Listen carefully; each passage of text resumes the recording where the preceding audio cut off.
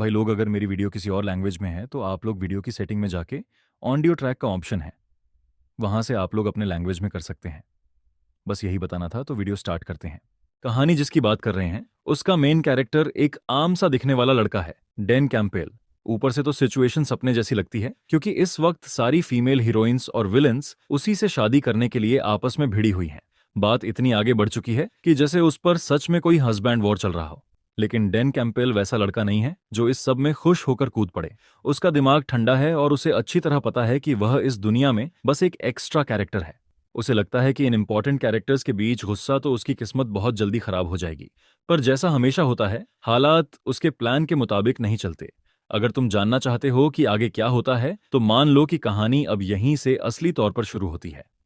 शुरुआत में हम डैन को देखते हैं जो खिड़की के बाहर देखते हुए गहरी सोच में डूबा है। उसे याद आता है कि बटरफ्लाई इफेक्ट जैसा कॉन्सेप्ट कहता है कि इंसानियत की किस्मत कभी कभी किसी छोटे से फैसले से बदल सकती है, जैसे कोई नाभिक जो सब कुछ बदल दे। वह सोचता है कि उसके अपने कुछ फैसले ऐसे रहे हैं जिन पर उसे पछतावा है। तभी उसके कमरे के दरवाजे पर जोर जोर से ठक ठक होने लगती है। बाहर से एक लड़की उसे हनी कहकर पुकारती है और कहती है कि उसे पता है कि वह अंदर छिपा हुआ है, बेहतर होगा कि वह दरवाजा खोल दे। वह बताती है कि उसने क्लब की हाउसकीपर ऑफेलिया से पता कर लिया है कि आज उसकी कोई क्लास नहीं है, तो अब बहाना भी नहीं चलने वाला। जैसे ही डैन के कानों में वो जानी पहचानी आवाज पड़ती है, उसका चेहरा फीका पड़ जाता है, माथे पर पसीना आ जाता है और वह मन ही मन सोचता है कि इससे ज्यादा जिद्दी लड़की कोई नहीं हो सकती। उसकी सोच सच साबित होती है, क्योंकि अगले ही पल वह लड़की सच में दरवाजा तोड़ने के लिए उसमें तलवार घुसेड़ देती है और बोलती है कि अगर वह दरवाजा नहीं खोलेगा तो वह खुद अंदर आ जाएगी। डैन घबराकर चिल्लाता है कि ऐसा करना नियमों के खिलाफ है और अगर कोई रूल तोड़ेगा तो स्टूडेंट काउंसिल प्रेसिडेंट उसे सजा देगी। मगर लड़की मुस्कुराते हुए सच बताती है। बदकिस्मती से वही खुद स्टूडेंट काउंसिल की प्रेसिडेंट है। दरवाजा एक झटके में टूट जाता है और वह कमरे में घुसते ही गुस्से में कहती है कि डैन उससे अब तक 32 बार भाग चुका है। डैन अंदर ही अंदर हैरान होता है कि क्या उसने सच में गिनती भी रखी थी। फिर वह लड़की सीरियस होकर सिर्फ एक सवाल करती है, डैन कैंपबेल, क्या तुम मुझसे शादी करोगे? वह एक रॉयल यूनिफॉर्म पहने हैं, कमर पर तलवार बंधी है। साफ दिखता है कि वह कोई साधारण लड़की नहीं है। डैन अभी इस प्रपोजल से उबर भी नहीं पाया होता कि तभी पास से दूसरी आवाज आती है। एक और लड़की कहती है, तुम किस बारे में बात कर रही हो प्रिंसेस एलेना? मुझे नहीं लगा था कि तुम ऐसे फूल के पीछे पड़ोगी जो पहले से किसी और का हो चुका है। यह आवाज बैंगनी बालों वाली लड़की की है जो खिड़की के पास बैठी है। उसके सिर पर जानवर जैसे कान हैं। वह है सारा और उसका अंदाज शरारती है। उसे देखकर प्रिंसेस एलेना की आंखें संजीदा हो जाती हैं।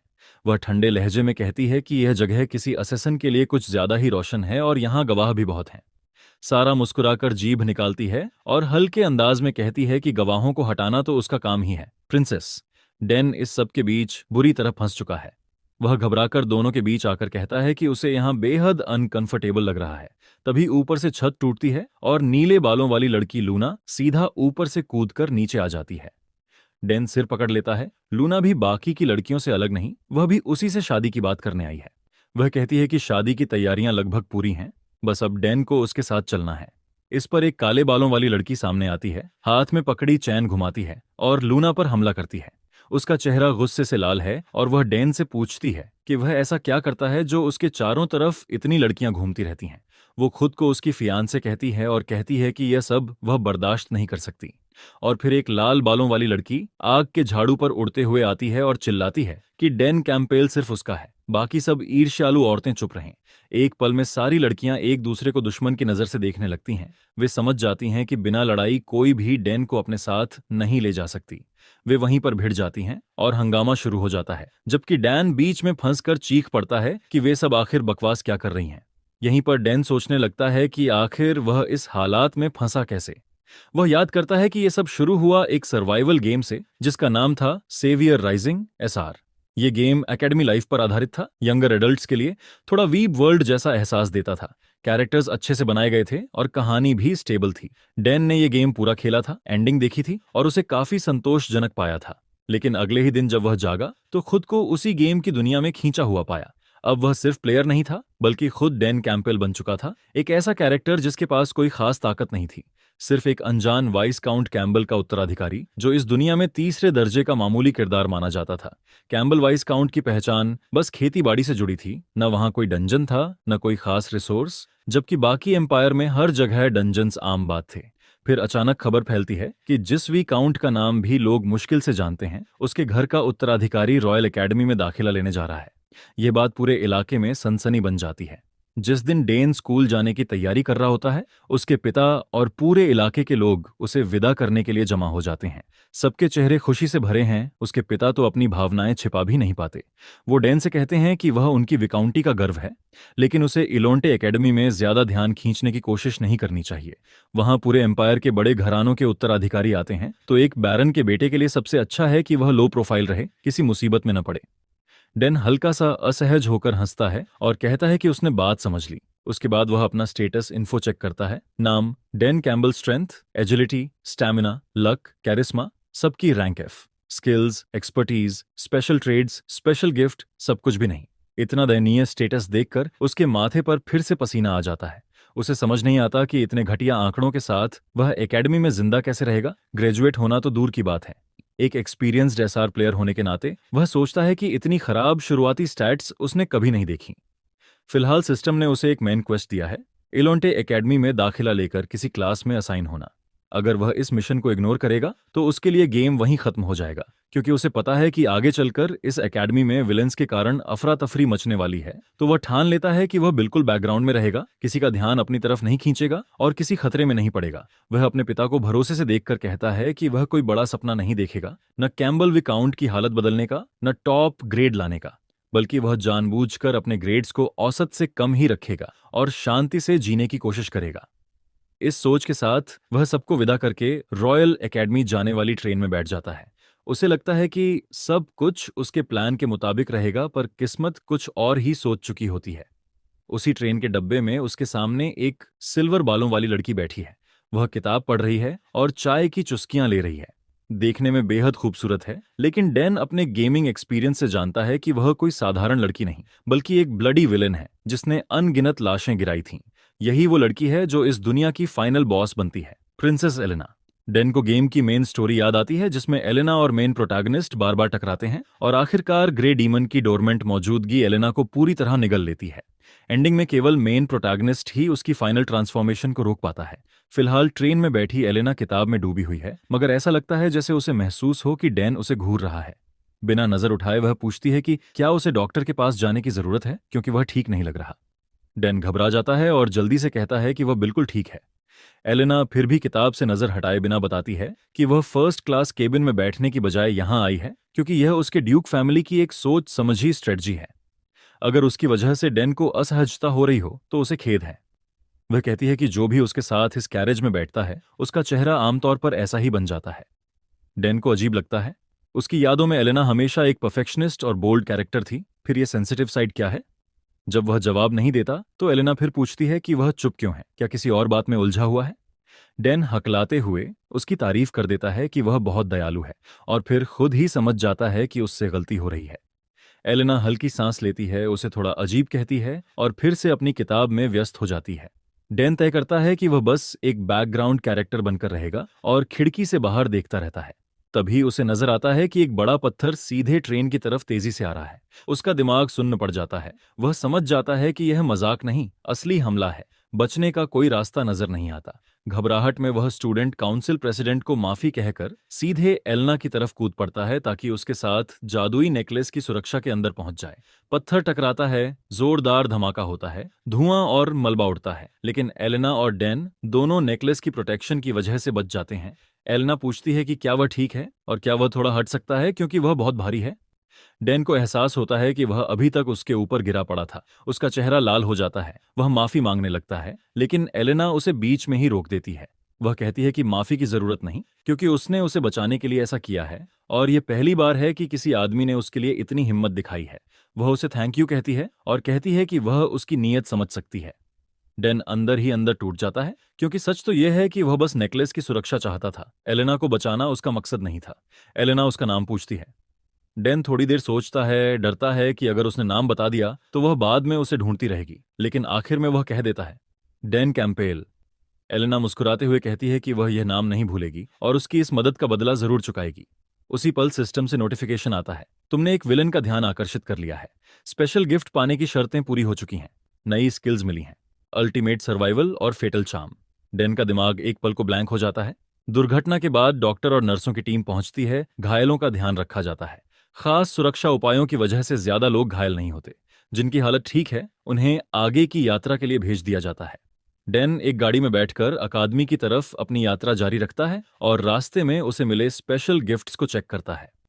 पहला गिफ्ट, फेटेड कनेक्शन। अगर वह उन लोगों का ध्यान आकर्षित करे जिनमें ईविल ट्रेट्स हैं तो उसे अलग अलग तरह के इनाम मिलेंगे। डेन सोचता है कि कैंपबेल एस्टेट में न तो कोई ईविल ट्रेट्स वाला व्यक्ति था और न ज्यादा न्यूट्रल कैरेक्टर, इसलिए यह गिफ्ट पहले एक्टिव ही नहीं हो पाया। फिर वह स्किल्स देखता है। एक, अल्टीमेट सर्वाइवल, लेवल अननोन। जब भी डेन किसी खतरनाक स्थिति में फंसेगा उसके स्टैट्स बढ़ जाएंगे। खतरा जितना बड़ा, स्किल का असर उतना ज्यादा। 2, फेटल चार्म, लेवल अननोन। ये स्किल उन लोगों का ध्यान उसकी तरफ खींचती है जिनमें इविल ट्रेट्स होते हैं, और जितनी क्रिटिकल सिचुएशन होगी इसका असर उतना ज्यादा होगा। डेन को अल्टीमेट सर्वाइवल बेहद काम का लगता है। कम से कम इससे लड़ाई में जिंदा रहने के चांस बढ़ जाते हैं। लेकिन फेटल चार्म उसे डराता है क्योंकि इस स्किल का मतलब है कि हर तरह के खतरनाक लोग उसकी जिंदगी में खुद चलकर आएंगे। उसे याद आते हैं कुछ कैरेक्टर्स। एक पागल योद्धा जो अपने 3 कदम के दायरे में किसी को भी मार डालती थी। एक तलवारबाज जो बिना कारण किसी को काट सकती थी। एक भाड़े की हत्यारी जिसे बस पैसे चाहिए होते थे। एक जीनियस मेज जिसने दुनिया से हर रिश्ता तोड़ लिया था। इन सबको सोचकर ही उसके रोंगटे खड़े हो जाते हैं, लेकिन वह खुद को याद दिलाता है कि फिलहाल सबसे जरूरी चीज उसका जिंदा रहना है। उसे अजीब लगता है कि दोनों स्किल्स का रैंक अननोन दिख रहा है। एक एसआर गेम का एक्सपीरियंस्ड प्लेयर होने के बावजूद उसने पहले कभी ऐसा रैंक नहीं देखा। कैरेज में बैठे बैठे उसके चेहरे पर बदलते हाव भाव देखकर डॉक्टर घबरा जाता है और पूछता है कि वह ठीक है या नहीं, और क्या उसे एक और साइकोलॉजिकल इवैल्यूएशन करना चाहिए। डैन तुरंत कहता है कि वह ठीक है। समय बीतता है और आखिरकार वह एकेडमी के बड़े हॉल में पहुंचता है।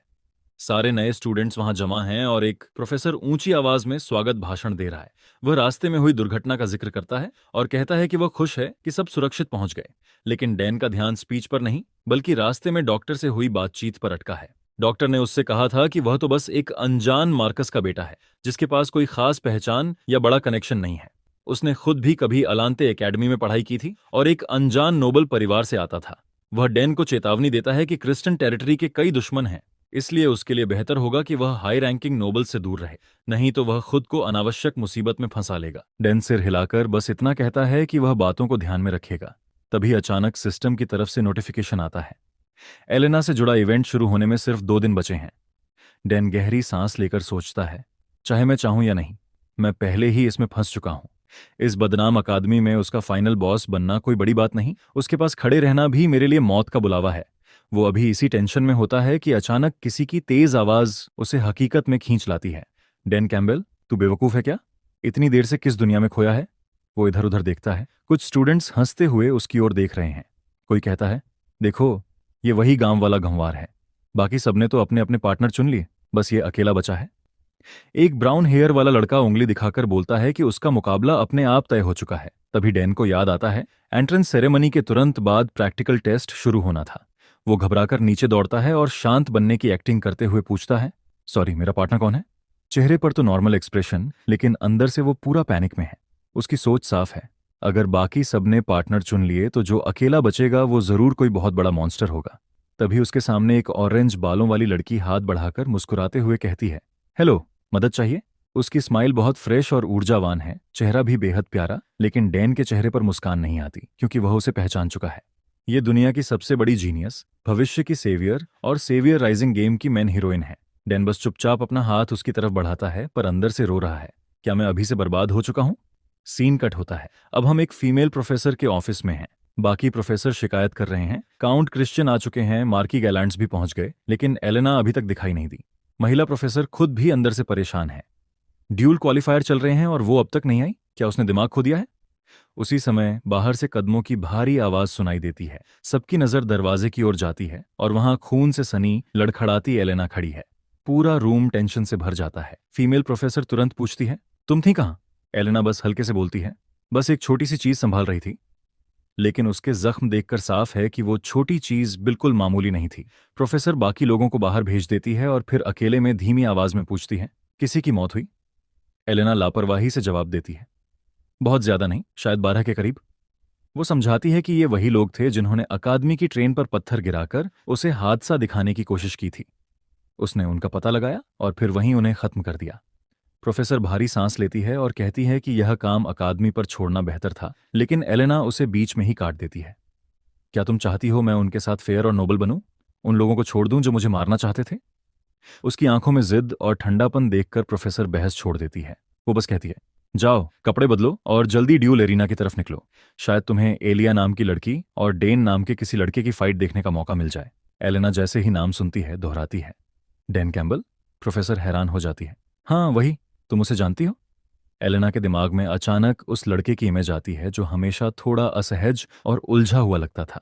वो हल्का मुस्कुराकर कहती है, वो लड़का थोड़ा अजीब है। उधर एरिना के बीच में खड़ा डैन बुरी तरह कांप रहा है। भीड़ उसे गांव का गवार कहकर चिढ़ा रही है। उसे पता है कि उसके सारे स्टैट्स एफ रैंक हैं। एक जोरदार वार भी लगा तो वहीं ढेर हो सकता है, लेकिन थ्योरी के हिसाब से उसके पास एक छोटा सा फायदा जरूर है। उसके पास डेस्परेट सर्वाइवल जैसा स्किल है। जितना बड़ा खतरा उतना ज्यादा उसके स्टैट्स बूस्ट होंगे। वो सोचता है कि बहुत से विलन उसे देख रहे होंगे। अगर वह किसी तरह जिंदा बच गया तो शायद उनकी क्यूरियोसिटी बढ़े और उसे रिवॉर्ड मिले। तभी उसकी पार्टनर एलिया उसे घूर कर पूछती है, सच सच बताओ, क्या तुम वाकई बहुत कमजोर हो? डेन की आवाज लड़खड़ाती है, जवाब ढंग से निकल नहीं पाता। एलिया उसे देखकर कहती है कि अब उसे यकीन हो गया वह बहुत कमजोर है। वो कहती है, मैं तो तुम्हें अभी बुरी तरह पीटने वाली थी, लेकिन तुम्हारी हालत देखकर थोड़ी दया आ रही है। डेन हैरान होकर पूछता है, तुम मुझे पीटने वाली थी, लेकिन क्यों? एलिया साफ बता देती है, क्योंकि वो एलेना के साथ देखा गया था और उसे एलेना से और पूरे ट्रिस्टन फैमिली से नफरत है। डेन मन ही मन सोचता है कि ये लड़की कितनी बेबाक है। सबके सामने बोल रही है कि ट्रिस्टन फैमिली डीमंस है। उसे पता है कि इसके पीछे जरूर उसके परिवार वाला कोई बड़ा ड्रामा है। वो सफाई देता है कि वो तो बस गलती से उसी ट्रेन कैरेज में एलेना के साथ था, बस इतना ही। एलिया कहती है कि उसे फर्क नहीं पड़ता। तुम्हें देखकर मुझे उसकी याद आती है और इससे मुझे गुस्सा आता है। फिर वो एक ऑफर देती है, नकली फाइट कर लेते हैं, मैं बस हल्के हल्के मारूंगी। डेन को एक पल के लिए ये सेफ ऑप्शन लगता है, लेकिन दिक्कत ये है कि फर्जी लड़ाई से न स्किल्स टेस्ट होंगे न कोई असली प्रोग्रेस होगी। अगर उसे सच में अपनी स्किल्स और गिफ्ट समझने हैं तो उसे फुल पावर फाइट करनी पड़ेगी। वो डर के बावजूद खुद को मजबूर करता है और थोड़ी ड्रामा क्वीन स्टाइल में बोलता है, लगता है मुझे तुम्हारे खिलाफ पूरी ताकत लगानी पड़ेगी। फिर वो जानबूझकर एलिया को उकसाता है, असल में मुझे एलेना थोड़ी पसंद है। ये सुनते ही एलिया का चेहरा काला पड़ जाता है, हवा भारी हो जाती है और उसकी लकड़ी की तलवार पर पकड़ कस जाती है। ये तुम सच में कह रहे हो? डैन ऊपर से मुस्कुराकर कहता है, हाँ बिल्कुल, अगर तुम्हें चाहिए कि तुम पूरी ताकत लगाओ तो यही सबसे अच्छा तरीका है। अंदर से वो चीख रहा होता है, मैं क्या बोल रहा हूं, लेकिन अपने ही शब्दों को दोहराता है, मुझे एलेना उतनी पसंद है जितनी तुम उससे नफरत करती हो। उसी पल सिस्टम नोटिफिकेशन चमकता है, डेडली चार्म एक्टिवेटेड। तुम अब विलेंस के लिए और ज्यादा आकर्षक हो। तुम्हारे गिफ्ट बार में बोनस जोड़ दिया गया है। अब एलिया का चेहरा पूरी तरह ठंडा पड़ चुका है। ठीक है, अब मुझे बिल्कुल पछतावा नहीं होगा। वो जमीन पर जोर से पांव रखती है और तीर की तरह डेन की तरफ झपटती है। तलवार पीछे खींचती है और बिजली की तेजी से वार करती है। एक झटके में वो डेन की लकड़ी की तलवार का सिरा काट देती है। सौभाग्य से डेन आखिरी सेकंड तक उसकी मूवमेंट्स को फॉलो कर रहा था। वह अपना सिर थोड़ा पीछे झुका लेता है और बाल बाल बच जाता है। चेहरा डर से जमा हुआ है, लेकिन जिंदा है। एलिया थोड़ी चौंकती है, ओह, तुमने सच में डॉज कर लिया। पूरी तरह बेकार नहीं हो तो अब मुझे और जोर से मारना पड़ेगा। अब वह पूरी सीरियस हो जाती है। उसके तलवार पकड़ने का अंदाज ही इतना खतरनाक है कि डैन के पसीने छूट जाते हैं। उसी वक्त स्क्रीन पर ब्लड रेड नोटिफिकेशन चमकने लगते हैं। उसका डेस्परेट सर्वाइवर स्किल एक्टिवेट हो चुका है। डैन अपने अंदर अचानक पावर की लहर महसूस करता है और बिना ज्यादा सोचे रिफ्लेक्स में सीधा आगे की तरफ पंच मार देता है। संयोग से वो घूंसा सीधा एलिया के चेहरे पर लगता है। वो एक्स रैंक पंच की ताकत का शॉट है, गेम में सबसे ऊंचा रैंक। एलिया तोपगोले की तरह पीछे उड़ती है, दीवार से जा टकराती है और पूरा एरिना गूंज उठता है। कुछ सेकंड के लिए पूरा हॉल सन्न हो जाता है।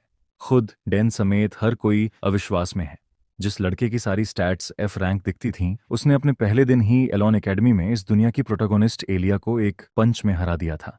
Scene cut. अब एकेडमी की इमरजेंसी प्रोफेसर मीटिंग चल रही है। एक प्रोफेसर कहता है कि बहुत ज्यादा संभावना है कि ये लड़का फ्रॉड है। बाकी पूछते हैं कैसे? उसकी स्टैट्स तो ड्यूल से पहले चेक की गई थीं, बहुत लो थीं। ग्रीन बालों वाला प्रोफेसर कहता है, इतना भारी पंच खाकर कोई बिना खास डैमेज के बच नहीं सकता। मुझे शक है उसने या तो कोई इलीगल सब्सटेंस लिया या कोई फॉरबिडन टेक्निक यूज की। फिर वो एक और संभावना रखता है, या फिर वो सच में कोई छुपा हुआ मॉन्स्टर जीनियस है। रूम में चुप्पी छा जाती है। कुछ देर बाद एक नीले बालों वाली स्टनिंग प्रोफेसर चश्मा ठीक करते हुए कहती है, उसकी जीत को मान लेना इतना आसान नहीं होगा। एलिया का स्पॉन्सर मराव कैनरी है, वो चुप नहीं बैठेगा। हमारी टॉप टैलेंटेड स्टूडेंट हार गई। ये अकादमी के लिए पॉलिटिकल प्रॉब्लम है। हमें इस लड़के को जल्दी से जल्दी फ्रॉड साबित करना पड़ेगा, नहीं तो मामला बिगड़ सकता है। दूसरी प्रोफेसर समझाती है कि इस साल कुछ यूनिक स्टूडेंट्स आए हैं जिन्हें अलग तरीके से हैंडल करना होगा। अगर डैन वाकई खास है तो वो अपने आप इन एलीट के बीच जगह बना लेगा। उधर डैन और एलिया वाली फाइट की खबर पूरी एकेडमी में आग की तरह फैल जाती है। ये बात अखबारों के फ्रंट पेज तक पहुंच जाती है। सबकी जुबान पर सिर्फ एक नाम है। आखिर ये डैन कैम्बल है कौन? डैन खुद भी भरोसा नहीं कर पा रहा कि उसके पहले दिन इतना बड़ा हंगामा हो गया। उसे अब साफ दिखता है कि इस दुनिया में टैलेंट का फर्क कितनी बड़ी चीज है। तभी उसकी गिफ्ट लिस्ट में एलेना का नया प्रोफाइल पॉपअप होता है। उसका ट्रस्ट लेवल अब लेवल 2 हो गया है, जिससे डैन को एक छोटा सा नया गिफ्ट मिलता है। इसके साथ ही वो देखता है कि कई कैरेक्टर्स की क्यूरियोसिटी वैल्यू उस पर बढ़ रही है और उसे पॉइंट्स मिल रहे हैं जिन्हें वह पॉइंट शॉप में इस्तेमाल कर सकता है। सबसे चौंकाने वाली बात यह है कि फाइनल बॉस एलेना, जिसे उसकी परवाह नहीं करनी चाहिए थी, वही उस पर सबसे ज्यादा इंटरेस्ट दिखा रही है। सिस्टम उसे नया रिवॉर्ड देता है, ट्रिस्टन फैमिली की फेंसिंग टेक्निक। हालांकि ट्रिस्टन फैमिली का डीमंस से गहरा रिश्ता है, लेकिन डैन अभी इन सब चीजों की परवाह नहीं करता। उसका एक ही लक्ष्य है, किसी तरह सरवाइव करना। वो ये भी नोटिस करता है कि एलिया की क्यूरियोसिटी लेवल उसके लिए लेवल 4 तक पहुंच गई है, लेकिन उसका रिवॉर्ड अभी लॉक है। डैन सोचता है, एलिया इस लिस्ट में है ही क्यों?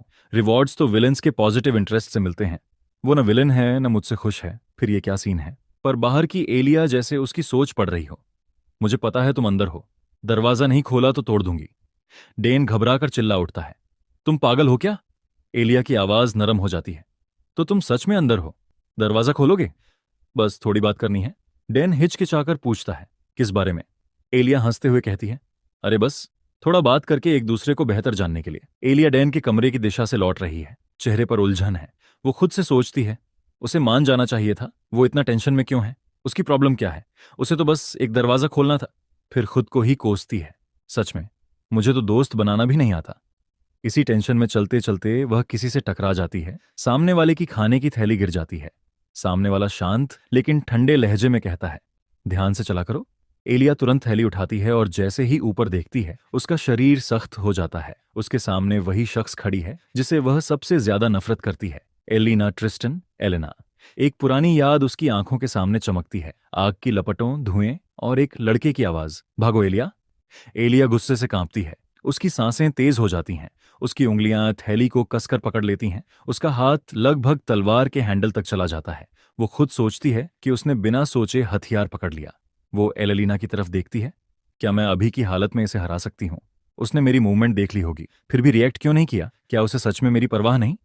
एलिना बस अपना हाथ आगे बढ़ाती है और कहती है, उसे वापस कर दो। एलिया कांपते हाथों से थैली वापस देती है, लेकिन उसका दिमाग सवालों से भरा है। डैन का इससे क्या कनेक्शन है? दोनों एक दूसरे को क्रॉस करके आगे निकल जाती हैं।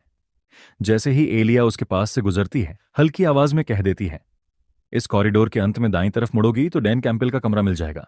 पीछे से जाते जाते एलिना रुक जाती है। वह सुन चुकी थी। वह पूछती है, रुको, तुम्हें उसके कमरे का पता कैसे चला? एलिया हल्का भौंहा उठाकर लापरवाही से कहती है, अभी अभी तो मैं उसी के साथ थी।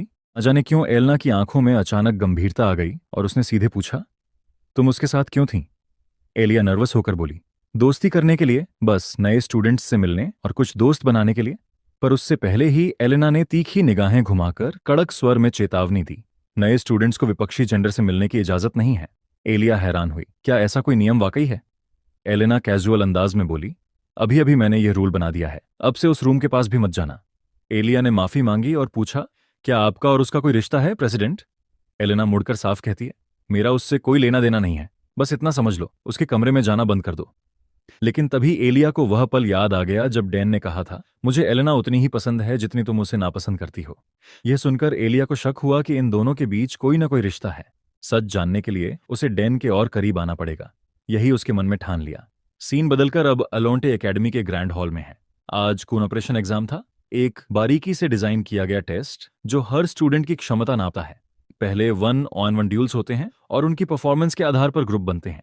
चूंकि डैन ने एलिया को हरा दिया था, उसे सबसे हाईएस्ट रैंक वाले ग्रुप में रखा गया। बाकी स्टूडेंट्स गर्वित थे, पर डैन भीतर भीतर घबरा रहा था। और सबसे बड़ी बात, वो लड़की जो उसे पीछा नहीं छोड़ती, अब उसी ग्रुप में आने से स्थिति और पेचीदा हो गई थी। ऊपर से उसका इंटरेस्ट डैन में बढ़ता जा रहा था, जो खुद में डराने वाली बात थी। डैन को याद आया कि किसी ने उसके कमरे के बाहर छोटे छोटे ब्रेड रोल्स रखे थे, एग्जाम के लिए गुड लक का इशारा। उसे नहीं पता था कि ये किसने भेजे, वही लड़की या कोई और शख्स, पर हालात उसके पक्ष में नहीं लग रहे थे। तभी सिस्टम नोटिफिकेशन में एलेना का नाम चमका। एक इवेंट शुरू होने वाला था। एलेना जैसा हमेशा स्वस्थ और एनर्जेटिक रहती है, वैसे ही वह आई और घोषणा की कि वही आज इस एग्जाम की सुपरवाइजर होगी। डैन पहले से जानता था, जहां एलेना इंचार्ज हो वहां कुछ गड़बड़ी हो सकती है। पिछले फैकल्टी मीटिंग में तय हुआ था कि अगर डेन वाकई इतने टैलेंटेड हैं कि एक वॉरियर कैंडिडेट को हरा दिया, तो उनकी परफॉर्मेंस पर कड़ी नजर रखनी होगी। इसलिए स्टूडेंट काउंसिल प्रेसिडेंट को सुपरवाइजरी दी गई और एलेना को यह जिम्मेदारी सौंपी गई। एलेना ने आदेश दिया कि पहले एग्जामिनेशन एरिया की ओर बढ़ो, वहां पहुंचकर प्रश्न दिए जाएंगे। सभी उसके पीछे चल पड़े और टेस्टिंग फैसिलिटी की ओर निकले। पर जैसे ही वे हॉलवे में कदम रखते हैं, जगह अचानक अंधेरे में डूब जाती है। Lights off. किसी ने चौंक कर कहा, वाह, यह जगह तो काफी कूल लग रही है। एलिया तुरंत एलेना की तरफ देखती है और पूछती है, तुमने कहा था कि प्रश्न वहां पहुंचने पर मिलेंगे, क्या यह टेस्ट का हिस्सा है? एलेना कुछ नहीं बोलती, पर उसकी निगाहें तेजी से आसपास भांप रही थीं। एंट्रेंस सील हो चुका, पावर कट हो चुका, और तभी एलेना का इवेंट सक्रिय हो गया। डेन तुरंत समझ गया कि यह कोई सामान्य टेस्ट नहीं है, यह एक एम्बुश है। सिस्टम ने भी कंफर्म कर दिया। फिर से एक असैसिनेशन अटेम्प्ट डिटेक्ट हुआ। बाकी स्टूडेंट्स कैजुअल बातें करते रहे, सोचते कि कोई जल्द मदद कर देगा। पैनिक नहीं करना चाहिए, बस आगे बढ़ते रहो। पर डैन ने चारों ओर ध्यान से देखा और कुछ महसूस हुआ। रुको, ये सभी लोग प्रोटोगोनिस्ट पार्टी के मेंबर्स ही हैं। यही वे लोग हैं जो स्टोरी में पहली बार एक जगह आते हैं। ये सोचते ही उसके दिमाग में एक आइडिया आया। वह दीवार पर लगे नक्काशी वाले मैप की तरफ इशारा करके बोला, हमें सेंट्रल हॉल की ओर जाना चाहिए। वहां सप्लाई और इक्विपमेंट मिलेंगे और खुला स्थान होने की वजह से बचाव आसान होगा। अगर हम यहां संकरे हॉलवे में फंसेंगे तो मुश्किल बढ़ेगी। उसकी आंखें सीरियस थीं। तुम लोग भी सेंस कर रहे हो ना, हम यहां अकेले नहीं हैं। फिर वह अचानक दूसरी दिशा की तरफ इशारा करके कहा, मैं उस तरफ जा रहा हूं। एलिया हैरानी से बोली, लेकिन क्यों? वह तो सेंट्रल हॉल के बिल्कुल अपोजिट है। डैन ने गहरी सांस लेकर कहा, मैं अभी सब बताना नहीं चाहूंगा, बस मुझ पर भरोसा करो, यह बहुत जरूरी है। उसके अंदर का मकसद असल में साफ था, अपनी जान बचाना। भले ही किसी को उसकी असली मंशा न समझ आई, सबने उसकी बात मान ली। एलेना ने बाकी ग्रुप को सेंट्रल हॉल की ओर लेकर चली और डैन अलग रास्ते पकड़ गया। शांत हॉलवे में चलते हुए उसने थोड़ी राहत की सांस ली। लगता है एलेना को अलग कर देने से उसकी बात ज्यादा भरोसेमंद लगी। अब उसका प्लान था कि बस किसी अच्छे कोने में छिप जाए और इवेंट खत्म होने तक टिके रहे। असली टारगेट एलेना था, तो ध्यान उस पर ही जाएगा और डैन कम से कम साफ आने जाने से बच सकता है। पर किस्मत ने फिर खेल दिखाया। अचानक पीछे से कोई बोला, अरे मैं यहां पावर फिक्स करने आया हूं, रास्ता दिखाओ, अंधेरा है। डैन ने झटके से पीछे देखा और उसी वक्त सिस्टम ने वार्निंग दी, डेंजर डिटेक्टेड। दूसरी तरफ एलेना के नेतृत्व में ग्रुप ग्रैंड हॉल पहुंचा। अब सभी नए रिक्रूट स्पष्ट रूप से समझ रहे थे कि अंधेरे में हत्यारे छिपे हैं। एक लड़की पुजारी जैसे कपड़ों वाली घबराकर चारों तरफ देख रही थी और बोली, एलिया, तुम्हें लगता है कि डैन अकेले ठीक रहेगा? अगर उसके साथ कुछ हुआ तो? एलिया ने बिना झिझक जवाब दिया, मुझे उस पर भरोसा है। जो कुछ भी वह कर रहा है, उसके पास प्लान जरूर होगा। फिर उसकी नजर गंभीर हुई। वैसे भी लगता है कि अपनी ही मुश्किलों से निपटना पड़ेगा। इसी बीच डैन अंधेरे कॉरिडोर में आगे बढ़ रहा था और उसके पीछे शटर किए हुए एक असासिन अपनी चाल में मग्न था। उसने सोचा कि हमारी वेंगार्ड टीम को एलेना ने तबाह कर दिया क्योंकि हम वहां नहीं थे। अब यह लड़का भी उसके जाल में फंसा है।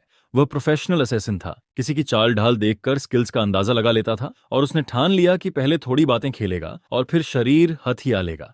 एलेना को खत्म करना फिर आसान होगा। उसने नकाब उतारा, शीघ्र शॉर्ट स्वॉर्ड निकाली और बर्फ सी आवाज में कहा, बहुत बढ़िया, अब इनाम पाने का वक्त है। पर अजीब बात यह थी कि डैन ने गहरी संतोषजनक सांस ली और उसके होठों पर हल्की सी मुस्कान उभर आई। उसने कहा, जैसा मैंने सोचा था, तुम ही हो हजमिड। अगर मेरा अपोनेंट कोई और होता तो मुश्किल थी, पर अब राहत है। असासिन हैरान था कि यह लड़का उसका नाम कैसे जानता। असासिन बौखलाकर बोला, ये क्या बकवास है? पर डैन रुका नहीं। उसने उसकी चाल ढाल और आदतों का जिक्र किया और असासिन पूरा कंफ्यूज हुआ। तभी सिस्टम डिस्प्ले पर दिखा कि डैन का डेस्परेट सर्वाइवल रैंक बढ़ गया है। असासिन का धैर्य टूट गया। ये लड़का तो दिमागी ठीक है या नहीं? फिर बिना देर किए असासिन पूरी स्पीड से झपट पड़ा। डैन ने अपने लकड़ी के स्टाफ को कसकर पकड़ा। सीन बदलता है। वहीं एलेना के ग्रुप और असासिनों के बीच भीषण लड़ाई चल रही थी। चारों ओर मैजिक, तलवार की तकनीकें और एन्चेंटमेंट्स बरस रहे थे। असैसिन टूट फूट रहे थे। एक एक कर उनके शरीर हवा में उछलकर दीवारों से टकरा रहे थे। लाल बालों वाले एक स्टूडेंट ने हंसते हुए दुश्मन को काट दिया। दूसरी तरफ एलिया ने किसी को आदेश दिया कि उन शत्रुओं को बर्फ में जकड़ दे, पर उसका ध्यान एलेना की ओर भी था। एलेना बेहद शांत पर खौफनाक थी। उसने एक ही झटके में 4 असैसिनों को दीवार से टकरा दिया, फिर एक की बाह में तलवार घोंपकर पूछा, तुम्हें यहां किसने भेजा और तुम्हारे साथ और कौन कौन है? जवाब नहीं तो गर्दन तोड़ दूंगी।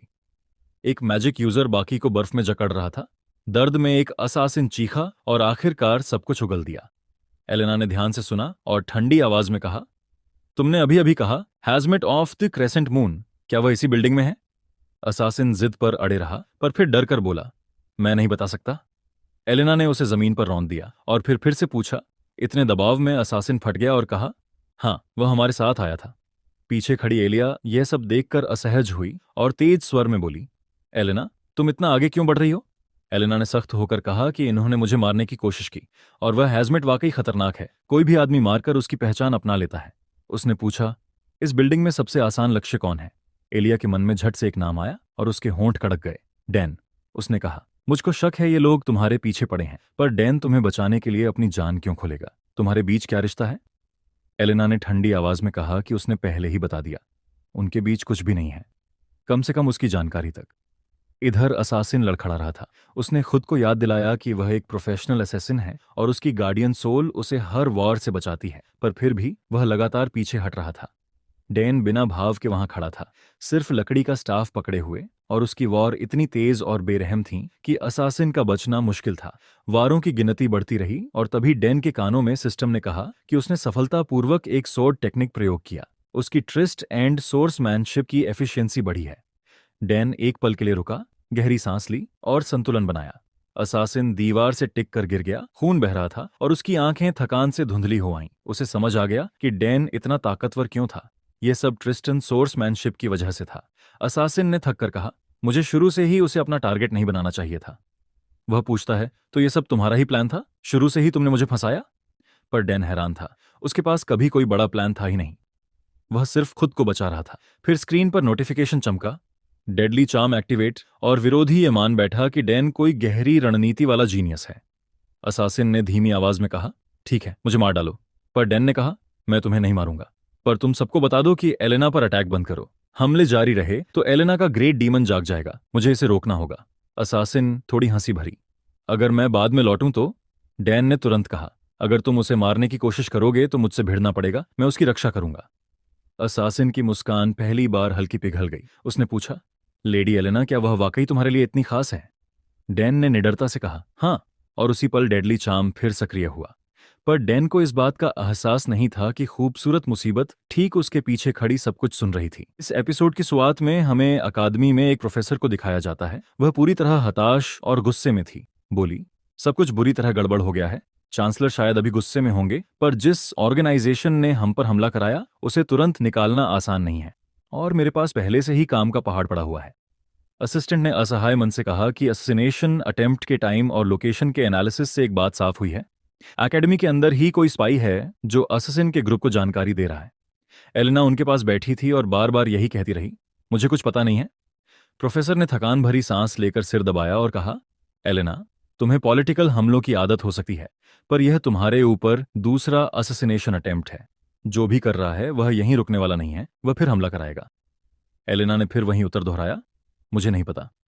फिर बात आगे बढ़ी। उस रात लड़ने वालों को औपचारिक तौर पर सम्मान मिला था, सिवाय के डैन कैंपेल।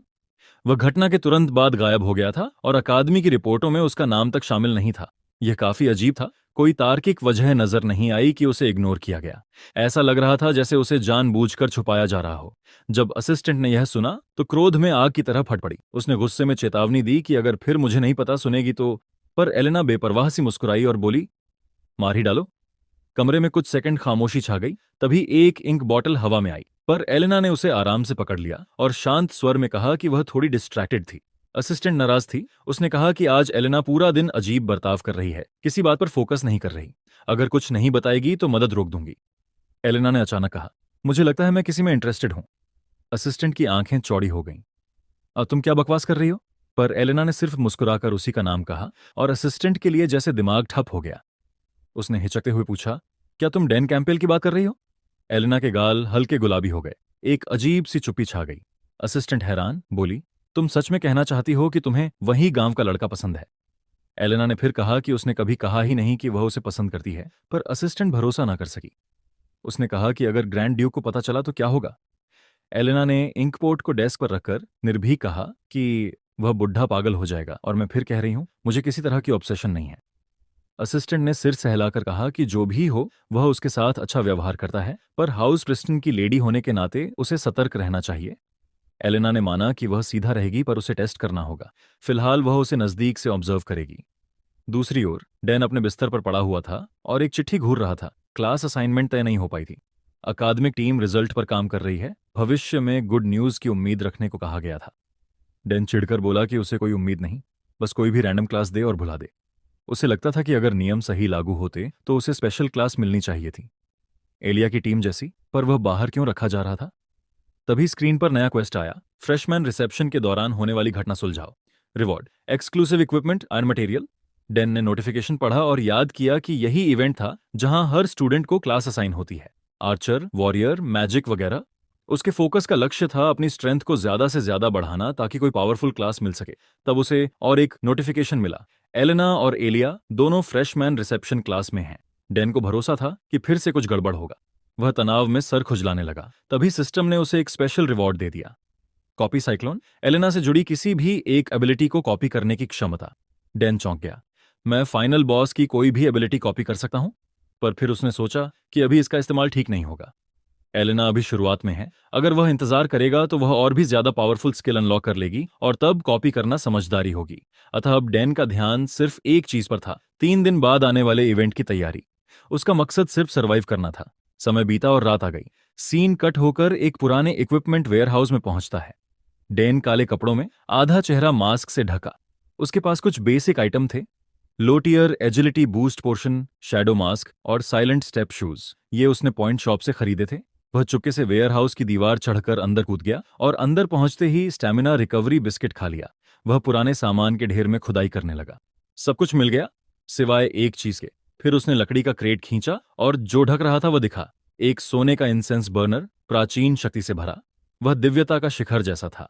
डैन ने खुशी से बर्नर निकाला, पर जैसे ही उसने उसे हिलाया पूरा ढेर असंतुलित हो गया और सब कुछ ऊपर से टूट कर गिर पड़ा। धूल का गुब्बार उठा और जब धूल हटी तो वह देखता है कि सामने खड़ी एक बेहद खूबसूरत पर खतरनाक लड़की उसकी बाहों में थी। डैन को तुरंत पहचान हो गई। यूरिया ग्रेहाउच, चैप्टर 2 की बॉस, जिसे द कर्स्ड सोड गोडेस भी कहा जाता था। डैन का चेहरा ठंडे पसीने से भीग गया। क्या उसने उसी की चीज छुई थी? यूरिया ने खुद को हिलाकर मुक्त किया और डैन के सिस्टम पर ब्राइट रेड नोटिफिकेशंस चमकने लगे। उसका डेस्परेट सर्वाइवल एक्टिव हो गया। डैन हड़बड़ाया, सॉरी, मेरा इरादा तुम्हें उठाने का नहीं था। पर उसकी बात खत्म होने से पहले यूरिया की परछाई पीछे प्रकट हुई और उसने अपनी तलवार का चयन घुमाया और उसकी ब्लेड लकड़ी के क्रेट्स को चीरते हुए निकली। डैन आखिरी सेकंड में पीछे हट गया, वरना कट जाता। यूरिया की तेजी के आगे डैन के रोंगटे खड़े हो गए। उसकी अटैक रेंज बहुत ज्यादा थी, लड़ना और भी मुश्किल था। वह भागना ही एक विकल्प समझता था, पर भागते भागते भी सीमा थी। डैन ने हाथ उठाकर शांत करने की कोशिश की। यह मिसअंडरस्टैंडिंग है, मेरा कोई गलत मकसद नहीं था, माफ कर दो। पर यूरिया सुनती नहीं थी। वह अपनी चैन वेपन घुमा रही थी। तलवार ने वरना मैदान को तहस नहस कर रखा था। डैन मौत के साथ खेल रहा था, हर वार कुछ इंच से बच रहा था। आखिरकार यूरिया ने उसे कोने में फंसा दिया और हवा में अपनी तलवार फेंकी। पर अचानक तलवार हवा में रुक गई, जैसे किसी अदृश्य शक्ति ने उसे बांध दिया हो। यूरिया एक कदम भी आगे नहीं बढ़ सकी। यही उसका श्राप था, 3 और आधे कदम। कोई भी जो उस रेंज के अंदर आएगा उसकी मौत तय थी, पर वह खुद आगे नहीं बढ़ सकती थी। यूरिया ने तलवार खींचते हुए डैन से पूछा, क्या तुम एक कदम आगे बढ़ सकते हो? डैन ने तुरंत कहा, नहीं, मैं पागल तो नहीं। यूरिया ने गंभीरता से सिर हिलाया। उसकी बेरुखी देखकर डैन का दिल धक से रह गया। तभी यूरिया के पेट से अजीब सी आवाज आई और उसका चेहरा झट से लाल हो गया। वह शर्मिंदा हो उठी। डैन ने मौका देखा, ये उसकी ठिकाना था जहां वह अकेली रहती थी। प्रोफेसर भी यहां कम आते थे। डैन ने अपनी स्टैमिना रिकवरी कुकीज निकाली और ललचाने अंदाज में बढ़ाई। कुकी चाहिए? यूरिया ने नाराजगी दिखाते हुए कहा, मुझे बेवकूफ मत बनाओ। क्या तुम खाना देकर रिश्वत लेने की कोशिश कर रहे हो? पर जब डैन एक कुकी उछालता है, यूरिया पलक झपकाते ही उसे पकड़ लेती है। फिर उसका चेहरा और भी लाल हो गया। वह घबराई दिखती थी। डैन ने सोचा कि भूख इंसान को मूर्ख बना देती है, और जब उसने पेट भरकर खा लिया तब जाकर डैन ने राहत की सांस ली। यूरिया मुंह में खाने के बीच पूछती है, तुम कौन हो और यहां क्या कर रहे हो? डैन सच न बता सका। चोरी पकड़ते हुए बेवकूफ नहीं बनना था। उसने बलकर बहाना बनाया, तुम्हारे लिए खाना लाने को कहा गया था। क्या किसी ने तुमसे मेरी देखभाल करने को कहा? यूरिया ने शक भरी निगाहों से देखा और डैन ने उसे थोड़ी और बातें बता दी कि उसकी बहन होली किंगडम में सुरक्षित है। एप्रर अभी उन्हें नहीं ढूंढ रहा, पर उसे छिपना होगा। ये सब सुनते ही यूरिया के बारे में कुछ टूटते बिखरते स्मृति टुकड़े उसके दिमाग में चमक उठे। डैन को याद आया कि यूरिया होली नेशन से आई थी और होली एप्रर के कारण भागकर यहां आई थी। उसकी तलवार श्रापित थी और उसे वह श्राप एक निश्चित सीमा से आगे बढ़ने से रोकता था। डैन सोचता है कि यह खबर उसकी काम आ सकती है। कभी कभी उम्मीद की एक किरण ही किसी को आगे बढ़ने की ताकत दे देती है। वह सौभाग्यशाली था कि इंसेंस बर्नर लेकर बिना और परेशानी के स्टोरेज रूम से निकल गया। अगले दिन नए स्टूडेंट्स एक ऊंचे पहाड़ी किनारे पर इकट्ठा हुए। सामने खड़ी थी प्रोफेसर ओफेलिया, सुनहरे बालों वाली, जिन्होंने खिलखिलाते हुए इमारतों की ओर इशारा किया और बतलाया कि वही एकेडमी है, वही ट्रेनिंग ग्राउंड्स और वो मैजिक टावर। उन्होंने बताया कि कुछ दिनों में फ्रेशमैन ओरिएंटेशन सेरेमनी में प्राइमरी और सेकेंडरी डिसिप्लिन्स चुननी होंगी, नाइट, मेज, इंजीनियर, क्लेरिक आदि। भीड़ में किसी ने पूछा कि क्या ट्राइबल ग्रुप्स भी होली नेशन से पढ़ने आए हैं। ओफेलिया ने हाँ में सिर हिलाया और बताया कि यहाँ युद्ध और डिप्लोमेसी दोनों की ट्रेनिंग होती है, इसलिए ट्रांसफर का सोचना मत करना। डैन शांत खड़ा था। ये ट्यूटोरियल इवेंट मिस नहीं करना चाहता था, वरना उसकी सारी तैयारियां बेकार हो जाती। फिर एक भूरे बालों वाले छात्र ने पूछा, क्या वह वॉइड जोन सामने है? सबने वही दिशा देखा। एक विशाल इलाका अजीब लाल रोशनी से घिरा था। ओफेलिया ने कहा कि वह रिस्ट्रिक्टेड एरिया है, वहां जाना सजा योग्य है। डैन भी चुपचाप पीछे से उस एरिया को निहार रहा था। वही वॉइड जोन जहां भगवानों और हीरोज की लड़ाई के बाद राक्षसों को सील किया गया था। सैकड़ों साल बीत चुके थे, पर डिवाइन और डार्क एनर्जी आपस में टकरा रही थी और डर यह था कि कहीं डीमंस फिर से आजाद ना हो जाए। यही वह सबसे संवेदनशील इलाका था जहां से राक्षस बाहर निकल सकते थे। इसलिए होली नेशन, ट्राइबल अलायंस और एम्पायर ने मिलकर उस जगह के रखवाले के रूप में गोल्डन ट्रायंगल बना दिया था। इस गठबंधन में अलोंटे और अधरी जैसे क्षेत्र भी शामिल थे। उसी बीच एक लाल बालों वाला स्टूडेंट खड़ा हुआ और हाथ उठाकर बोला, प्रोफेसर ओफेलिया, क्या हम इसे थोड़ा पास से देख सकते हैं? ओफेलिया ने सिर हिलाते हुए चेतावनी दी। हाँ, वह प्रोटेक्टिव बैरियर के किनारे से आगे मत जाना, तब तक कोई खतरा नहीं होगा। डैन के चेहरे पर संतोष भरी मुस्कान तैर आई। उसने धीरे कहा, ठीक है, प्लान यही है कि लंच के बहाने थोड़ा किनारे हट जाऊं और बाद में वापस आ जाऊं। मुझे कुछ जरूरी काम निपटाने हैं। दरअसल इस बैरियर को बनाने वाले एंजल्स वो थे जो पहाड़ हिला सकते थे और समुद्र चीर सकते थे, और ऊपर स्तर के आर्क एंजल्स ने इसे और भी मजबूत किया था। इनकी वजह से स्टूडेंट्स सुरक्षित रह पाते थे। ओफेलिया हंसते हुए बोली, ठीक है, हम यहीं लंच करेंगे।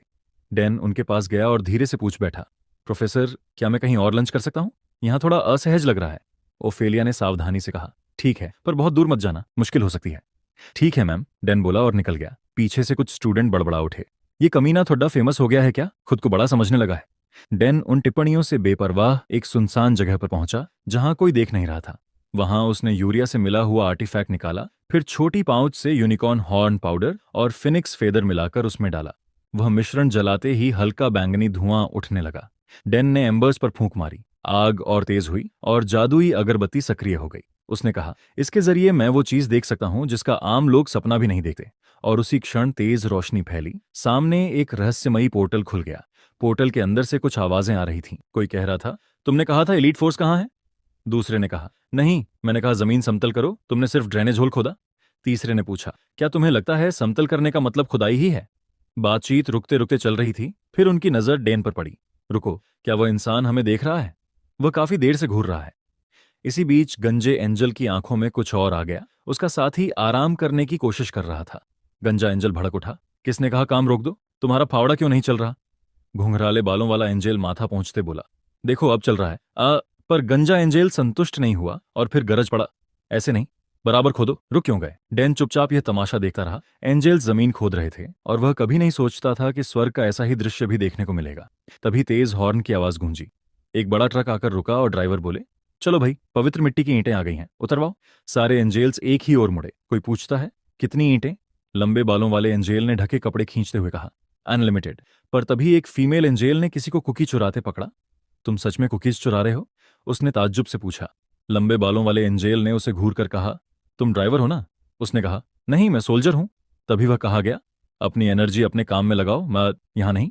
गंजा एंजेल फिर चिल्लाया, तुम लोग क्या देख रहे हो? अपने सीनियर्स को देखो कैसे मेहनत कर रहे हैं। घुंघराले बालों वाले एंजेल ने तुरंत ईंट बनाने वाले सेक्शन की ओर भागा। मिट्टी खोदना आसान लगा था और सीनियर की डांट से बचने का मौका भी। एक कोने में यंग एंजेल ने स्क्वाड कैप्टन से पूछा कि खाना क्यों नहीं आया। कैप्टन ने थके स्वर में कहा कि ट्रक रास्ते में खराब हो गया है और ठीक होने में थोड़ा वक्त लगेगा। डैन सब देखते हुए मुस्कुराया और बोला, यही वजह है कि एंजेल्स कहीं भी नहीं जाते। ये सब एक मिलिट्री जैसा सिस्टम है, स्क्वाड्स, रैंक्स और आदेश। उसे पता था कि चैप्टर 2 के बाद ही एंजेल्स के साथ इंटरैक्ट कर पाना संभव था। हाई रैंक एंजेल्स से मिलने में और भी समय लगता है, लेकिन वह जानता था कि इनको जरूरत क्या है। बहुत साधारण। सोचते हुए डैन ने पास रखे कुछ स्वादिष्ट खाने की प्लेट सजा दी और हल्की आवाज में कहा, लियो, खाने के लिए शुक्रिया। एंजेल्स का ध्यान उसी ओर गया। वह इंसान हमें देख रहा है, उसके हाथ में क्या है?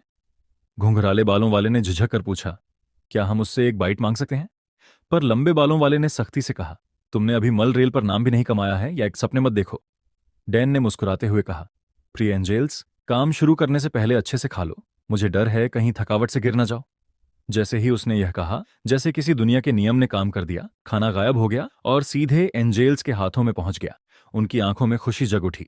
गंजा एंजेल तक मुस्कुरा उठा और बोला, ठीक है, सब लोग 10 मिनट ब्रेक लो। एंजेल्स ने खुशी खुशी खाना खाया। खाना खत्म होते ही गंजे एंजेल ने डैन की ओर देखा। वाह, खाना बढ़िया था, मेहनती लोगों के लिए परफेक्ट। फिर उसने डैन की तरफ इशारा किया। अच्छा, अब वह ले आओ। डैन ने हैरानी से कहा, कौन सा? गंजे एंजेल ने हंसते हुए कहा, वह इंसेंस बर्नर। तुम्हारे यह हमारे लिए बिना वजह नहीं किया होगा ना? जल्दी ले आओ, मैं इसे ब्लेस कर दूंगा। डैन बिना देरी के बर्नर लेकर पोर्टल के पास गया। गंजे एंजेल ने हाथ जोड़कर पूछा, बताओ क्या चाहिए? डैन बोला, बस लिमिट में रखना, मैं पूरी कोशिश करूंगा उम्मीदों पर खरा उतरने की। डैन हैरान था। उसे लगा था काफी मोलभाव करना पड़ेगा, पर इतनी आसानी से सब कुछ हो गया। तभी गंजे एंजेल ने उसके मन की बात पढ़ ली। तुम सोच रहे हो मैं इतना अच्छा क्यों कर रहा हूं? क्योंकि तुम्हारे पास एक दिलचस्प स्किल है, पर तुमने उसे ठीक से डेवलप नहीं किया। थोड़ा मेहनत करो तो ये तुम्हारे बहुत काम आएगा। डैन बोला, क्या ये कोई मैजिक पावर है? तुमने ये सब कैसे जान लिया? क्या ये मेरी अफेक्शन ऑफ ईवल स्किल की बात है? एंजेल ने गंभीरता से कहा, तुम्हारी स्किल तुम्हारी सोच से भी ज्यादा ताकतवर है, पर इसे कैसे निखारना है ये तुम्हारे ऊपर है। ये तुम्हें एक ऐसे मॉन्स्टर के सामने ला सकती है जो बेरहम भी होगा और अजीब तरह से स्नेही भी। डैन का दिल धक से रह गया। जब उसने बर्नर यूज किया था तब उसने हर संभव सीनारियो सोचा था। अब उसे अपना सर्वाइवल पाथ चुनना होगा। तभी वही गंजा एंजेल अचानक बदलने जैसा कर गया। वह बूढ़े, कठोर रूप से एक युवा, तेजस्वी और लंबे बालों वाले रूप में बदल गया। पास खड़ा इंसानी ऑब्जर्वर डर से ठहरा रहा। एंजेल मुस्कुराया और कहा, तुम ज्यादा हैरान मत हो, मैं तुम्हारे अंदर एक महान व्यक्ति देख रहा हूं। मैंने तुम्हें ब्लेस कर दिया है। डैन चौंका। उसने कोई अमृतीय रिचुअल नहीं देखा था, पर फिर भी ब्लेसिंग हो चुकी थी। उसने धीरे से कहा, थैंक यू। फिर एक और एंजेल आया और पूछा, सर्जेंट, तुम एक साधारण इंसान को यह सब क्यों बता रहे हो? लंबे बालों वाले एंजेल ने तीखी निगाह डाली और पूछा, क्या तुमने पवित्र मिट्टी की ईंटें शिफ्ट कर ली? जवाब मिला, लगभग। और वह फिर तेजी से काम पर लग गया। डैन अब भी सोच में था। क्रूर पर स्नेही का क्या मतलब? और महान व्यक्ति क्या मुझे ओवरस्टिमेट कर रहा है? एंजेल की अंतिम सलाह थी, खुद पर भरोसा रखो, उन छोटी छोटी चीजों का भी ध्यान रखो जो मैंने तुम्हें दी हैं। और फिर वह गायब हो गया। डैन वहीं खड़ा रहा, बार बार उन शब्दों को दोहराता रहा, मैं सिर्फ इसलिए मेहनत कर रहा हूं कि मैं मरना नहीं चाहता। फिर उसने बर्नर देखा और नोटिफिकेशन स्क्रीन पर झलकती जानकारी पड़ी। Holy incense burner, rank C divine अवशेष, एबिलिटीज, एस्थेटिकिज्म, रैंक सी। थोड़ी सी मना खर्च कर सब बोनस स्टैट्स को अस्थायी रिजर्व में बदलता है। Cooldown 20 second, evolution, proof of destiny के साथ। 2 प्रोटेक्टिव शील्ड, रैंक सी। थोड़ी सी मना खर्च कर एक बार का शील्ड बनाता है, लाभदायी इफेक्ट देता है। Cooldown 20 second, evolution, sacred mark. Dan ने हैरानी दबाई, मैंने तो बस थोड़ा खाना दिया था और ये सब वापस मिला। उसने ठुंडी सहलाई। स्ट्रक्चर का हेल्थ से कनेक्शन उसकी सर्वाइवल चांस बढ़ा रहा था। उसकी डेस्परेट सर्वाइवल स्किल खतरे में और बेहतर काम करती है, इसलिए अब यह सेटअप उसे ज्यादा फायदा दे सकता था। पर समस्या यह थी कि दोनों स्किल्स एक्टिवेट करने के लिए मना चाहिए और उसके पास मना रेटेड एट्रीब्यूट नहीं था। यह एक ब्लेसिंग भी थी और एक कर्स भी। अगर वह खुद काफी मना जनरेट नहीं कर सका तो कोई और तरीका ढूंढना होगा। सीन बदलता है। डैन एक बड़े प्लाजा में खड़ा है जहां कई स्टूडेंट्स भीड़ की तरह मौजूद थे। वह अपने ख्यालों में खोया हुआ दिख रहा था। पास खड़ा एक स्टाफ मेंबर छिड़कर बोला, तुम्हें ध्यान भटकाना भी आती है क्या? तुमने कहा था कि 1-2 लोगों की टीम बनाओगे, तो तुम्हारा पार्टनर कहाँ है? डैन आत्मविश्वास से मुस्कुराया, वह अभी आता ही होगा। स्टाफ मेंबर ने हंसते हुए कहा, तुम जैसे किसी के लिए कौन आएगा? पर डैन ने टोन और आत्मविश्वास बरकरार रखा, मैं झूठ नहीं बोल रहा। आरखिक, ये जगह भर जाएगी, मेरा पार्टनर बहुत पॉपुलर है, कोइन क्यों तुम देखोगे? उसने घड़ी देखी और टाइमलाइन सांट की। कहानी के हिसाब से उसे अब आना चाहिए था। तभी पीछे से आत्मविश्वास भरी आवाज आई, हेलो, क्या यही मॉन्स्टर रिसर्च डिवीजन है? परिचित आवाज सुनकर डैन मुस्कुरा उठा और स्वागत के इशारे से हाथ उठाया। अब उसके अंदर का डर कुछ कम था, उसमें नया आत्मविश्वास था, खासकर उस एंजेल की बात के बाद। सामने खड़ी एलिया हैरान हुई, पर डैन ने तुरंत कहा, तुमने कहा था कि हमें एक दूसरे को बेहतर जानना चाहिए, तो क्या ऑफर अभी भी ओपन है? एलिया ने शक से देखा। डैन की अचानक दोस्ती पर संदेह हुआ, पर बाद में उसे याद आया कि डैन ने एलेना के बारे में क्या कहा था। उसे लगा कि डैन बस एलेना को जलाने के लिए उसके करीब आना चाहता है। सीन रिफ्रेश होता है। एलोंटे एकेडमी के सिमुलेशन डंजनैन का दृश्य। डैन और एलिया को जोड़ा गया था। वे दोनों एक आम रोशनी वाले चैम्बर में खड़े थे जहां अंधेरा फैला था और लाल लाल आंखें चमक रही थीं। एलिया ने तलवार कसकर पकड़ी और घबराकर डैन की ओर मुड़ी। डैन, तुम सच में इसके लिए तैयार हो? डैन ने थकावट में सांस लेते हुए कहा। थोड़ा भरोसा रखो, मुझे लगा था तुम मुझसे दोस्ती करना चाहती थी। हमारी पहली मुलाकात याद नहीं? एलिया ने थोड़ी देर सोचा और बोली, याद है, उस दिन तो मुझे ही हार मिली थी। पर तभी डैन का चेहरा सख्त हो गया, जैसे उसने कुछ आभास कर लिया हो। बहुत बातें हो चुकी हैं, अगर सच में दोस्त बनना चाहती हो तो वही करो जो मैं कहूं। 9 बजे से 3 दुश्मन आ रहे हैं। एलिया 9 बजे की दिशा में मुड़ी और सच ने तलवार से गर्दन पर वार किया और बचाव किया। डैन ने शांत मुस्कान में कहा, ऊपर से 2 और आ रहे हैं। इस बार वे विशाल चमगादड़ थे, पंख फड़फड़ा रहे थे। डैन ने तुरंत आदेश दिया, उनकी कमजोरी गर्दन है, शरीर पर निशाना लगाओ, पंखों पर नहीं।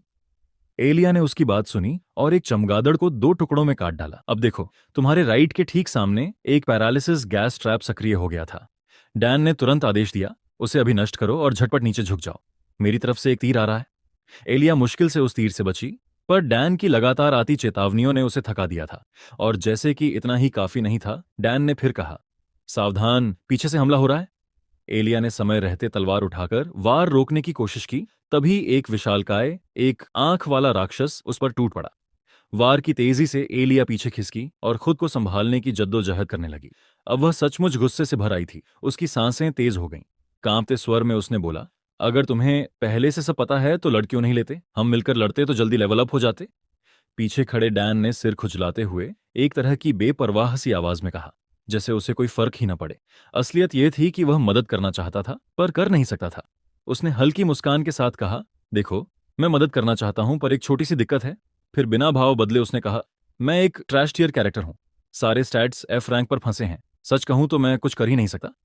मन ही मन वह सोचा, यह तो बस सिमुलेशन बैटल है, यहां जानलेवा खतरा नहीं है। इसलिए मेरी डेस्परेट सर्वाइवल स्किल एक्टिव नहीं हो रही। ये मॉन्स्टर्स तो प्रोग्राम्ड फेक दुश्मन हैं, तय पैटर्न में वार करते हैं, और मेरी स्किल्स अभी पावरफुल नहीं हैं। असली लड़ाई के लिए मुझे पहले अपने बेसिक स्टैट्स बढ़ाने होंगे। इसी बीच फ्रंटलाइन पर खड़ी एलिया ने खुद को संभाला और चिल्लाकर बोली, चलो अब इसे खत्म करते हैं। उसने तलवार कसकर पकड़ी और डैन की ओर दौड़ पड़ी। उसका चेहरा जोश से जगमगा रहा था। डैन की मुस्कान तुरंत फीकी पड़ गई। वह सोचने लगा, क्या मैं सच में इतना बुरा इंसान हूं कि तुम मुझे मारने आ रही हो? पर उसकी धारणा गलत थी। एलिया उस पर वार करने नहीं आई थी, वह उसे बचाने आई थी, क्योंकि उसी वक्त एक मॉन्स्टर चुपके से डैन के पीछे आ गया था। खुशकिस्मती से एलिया ने पलक झपकते ही प्रतिक्रिया दी और एक परफेक्ट वॉर में उस एक आंख वाले राक्षस का सिर धड़ से अलग कर दिया। डैन बच गया। कुछ पल के लिए डैन स्तब्ध हो गया, पर उससे पहले ही दोनों तरफ रंग बिरंगे स्ट्रीमर्स फूट पड़े और एक संदेश गूंज उठा, अमेजिंग स्पीड, आपने नया रिकॉर्ड तोड़ दिया है। एलिया की आंखें चौड़ी हो गईं। वह चौंकी। रुको, मैं अकेले ही लड़ रही थी और रिकॉर्ड टूट गया?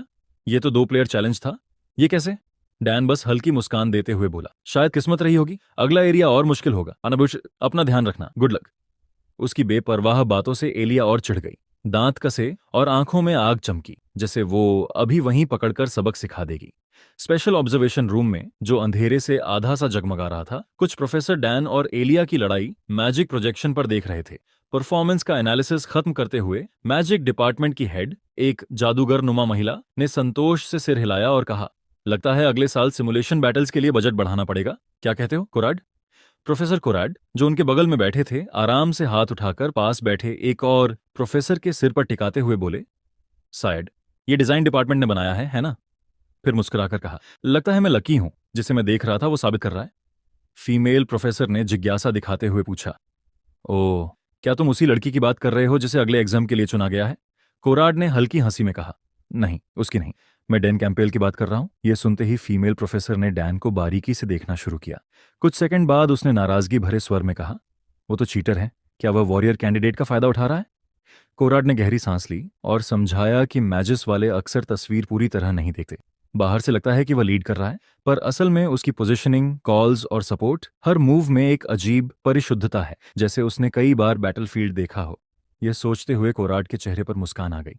सीन जल्दी बदलता है। ट्रेनिंग हॉल में स्पीकर से आवाज गूंजती है, मैं कोराड, नाइट डिपार्टमेंट का हेड, तुम दोनों ने मेरी दिलचस्पी बढ़ा दी है। मैं और मैजिक डिपार्टमेंट की हेड ये देखना चाहते हैं कि क्या तुम लोग हमारा फ्रेशमैन रिकॉर्ड तोड़ सकते हो। अगर सफल हुए तो मैजिक हेड से कोई एक डिमांड मांग सकते हो, पर अगर लगे कि ये ज्यादा है तो जबरदस्ती नहीं करेंगे। वैसे ही जो रिकॉर्ड तुमने अभी बनाया वह काबिले तारीफ है, पर हमारा रिकॉर्ड तोड़ना लगभग नामुमकिन है। डैन ने झट से कहा, नो प्रॉब्लम, हम कर लेंगे। एलिया चौंक उठी। फीमेल प्रोफेसर ने दूर से हंसते हुए कहा, देखो इसे। कोराड ने उसके तानों पर ध्यान न देते हुए बोला, मैं दांव लगाता हूं कि वह जीत जाएगा। और थोड़ी आगे झुककर कहा, ठीक है तो शुरू करो। सीन बदलकर हमें एलेना दिखती है। उसकी करीबी दोस्त नाराजगी में पूछती है, तुम्हें क्या हुआ? मैं समझती हूं तुम स्ट्रेस दूर करने आई हो, पर यह कुछ ज्यादा तो नहीं है? सच बताओ, तुम्हारे दिमाग में क्या चल रहा है? एलेना, जो पसीने से तरबतर थी, धीरे बोली, मुझे कुछ याद करना है। जब मैं छोटी थी मेरी माँ ने मुझे एक तकनीक सिखाई थी, पर मैं उसे भूल गई। अब फिर से उसे ठीक से सीखना चाहती हूँ। ट्रिस्टन खून लाइन के बारे में एक काली अफवाह थी। एक तरफ अद्भुत प्रतिभा, दूसरी तरफ अचानक पागलपन और हिंसा का खतरा। इसलिए उनके आखिरी दिन अक्सर त्रासद होते थे। उसकी दोस्त ने पानी पिलाते हुए पूछा, क्या यह बात सीरियस है? एलेना ने सिर हिलाया, नहीं, मैं ठीक हूं। दोस्त को भरोसा न हुआ। थोड़ी देर बाद उसने कहा, जो इन्फॉर्मेशन तुमने मांगा था वो आ गया है। डेन कैंपेल फिलहाल अगली टर्म की वॉरियर कैंडिडेट एलिया के साथ है। एलेना की भौहें सिकुड़ गईं। क्या तुम कहना चाहती हो कि वे पार्टनर हैं? दोस्त ने सिर हिलाया, हाँ, शायद सिमुलेशन मैच के लिए जहां टीम चाहिए थी। एलेना ने आंखें बंद कर लंबी सांस ली और कहा, मुझे वहां ले चलो। उसकी दोस्त हैरान हुई। अभी तो उसने कहा था कि उसे फर्क नहीं पड़ता, पर जिस्मानिक रिएक्शन कुछ और बताता था। डेन और एलिया का नाम सुनते ही एलेना ने बोतल इतनी जोर से दबाई कि वह चकनाचूर हो गई। फुड में एलिया अभी भी चौंकी हुई थी। उसने पूछा, तुमने प्रोफेसर कोराड की चुनौती इतनी आसानी से क्यों ले ली? क्या तुम्हारा कोई प्लान है? डेन ने निश्चलता से कहा, हाँ। एलिया संदेह में बोली, तुम्हारा आत्मविश्वास जरा ज्यादा नहीं है? क्या कोई खास वजह है? डेन, जो इस गेम का अनुभवी खिलाड़ी था, जानता था कि यह चैलेंज उसके लिए सिर्फ एक साधारण टेस्ट है। आर्टिफिशियल मॉन्स्टर्स के मूवमेंट पैटर्नों में एक तरह का रूटीन होता है। उनके कमजोर पॉइंट्स पकड़ लिए जाएं तो काम आसान है, पर यह वह बात एलिया से छुपाएगा, इसलिए बस मुस्कुराकर बोला, क्योंकि तुम मेरे साथ हो। एलिया के गाल गुलाबी हो गए। प्रोफेसर कुराड जमीन से माइक्रोफोन पर बोले, क्या तुम दोनों रेडी हो? डेन एलिया ने साथ में कहा, हम रेडी हैं। कोराड ने कहा, परफेक्ट, बस अंतिम सेटिंग बची है। डिफिकल्टी लेवल जितना ऊंचा उतने ज्यादा पॉइंट्स।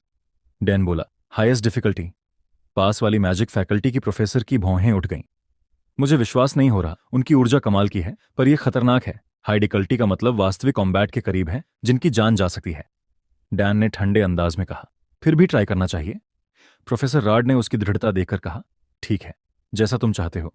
और सिमुलेटेड बैटल सिस्टम को एक्टिवेट कर दिया गया। भारी मैकेनिकल आवाजें गूंजी। एलिया का चेहरा पसीने से भरा था, नसें तनी हुईं। डेन मुस्कुराया और आश्वासन दिया, चिंता मत करो कैंडिडेट वॉरियर, जो होना था हो गया। फीमेल प्रोफेसर चाय की चुस्की लेते हुए भी कड़क रही थी। कोराड, तुम बच्चों के साथ ऐसा कर रहे हो? कोराड ने शांत कहा, तुम ऐसा बर्ताव कर रही हो जैसे ये पहली बार हो। हमने इसे पहले भी किया है। फीमेल प्रोफेसर बोली, यह अलग है, इस बार वे सचमुच मर भी सकते हैं। कोराड ने कहा, बस इंतजार करो, मैं जानता हूं वह इतना आत्मविश्वासी क्यों है। अगर जरूरत पड़ी तो हम इंटरवीन कर लेंगे। तभी अनाउंसमेंट हुआ, slaughter mode activated. Prove yourself freshman. ऊपर से खतरनाक मॉन्स्टर्स एरिना में उतरने लगे। उनकी खूंखार निगाहें डेन और एलिया पर टिकी थीं। एलिया चौंक कर बोली, शिट। डिजाइन फैकल्टी का एक स्टाफ सदस्य भीतर मन ही मन घबरा उठा। उनकी मेहनत खो सकती थी, पर डेन के लिए जितना बड़ा खतरा उतनी ही बड़ी एक्साइटमेंट। सिस्टम ने रेड वार्निंग फ्लैश किया, danger detected, threat level life threatening.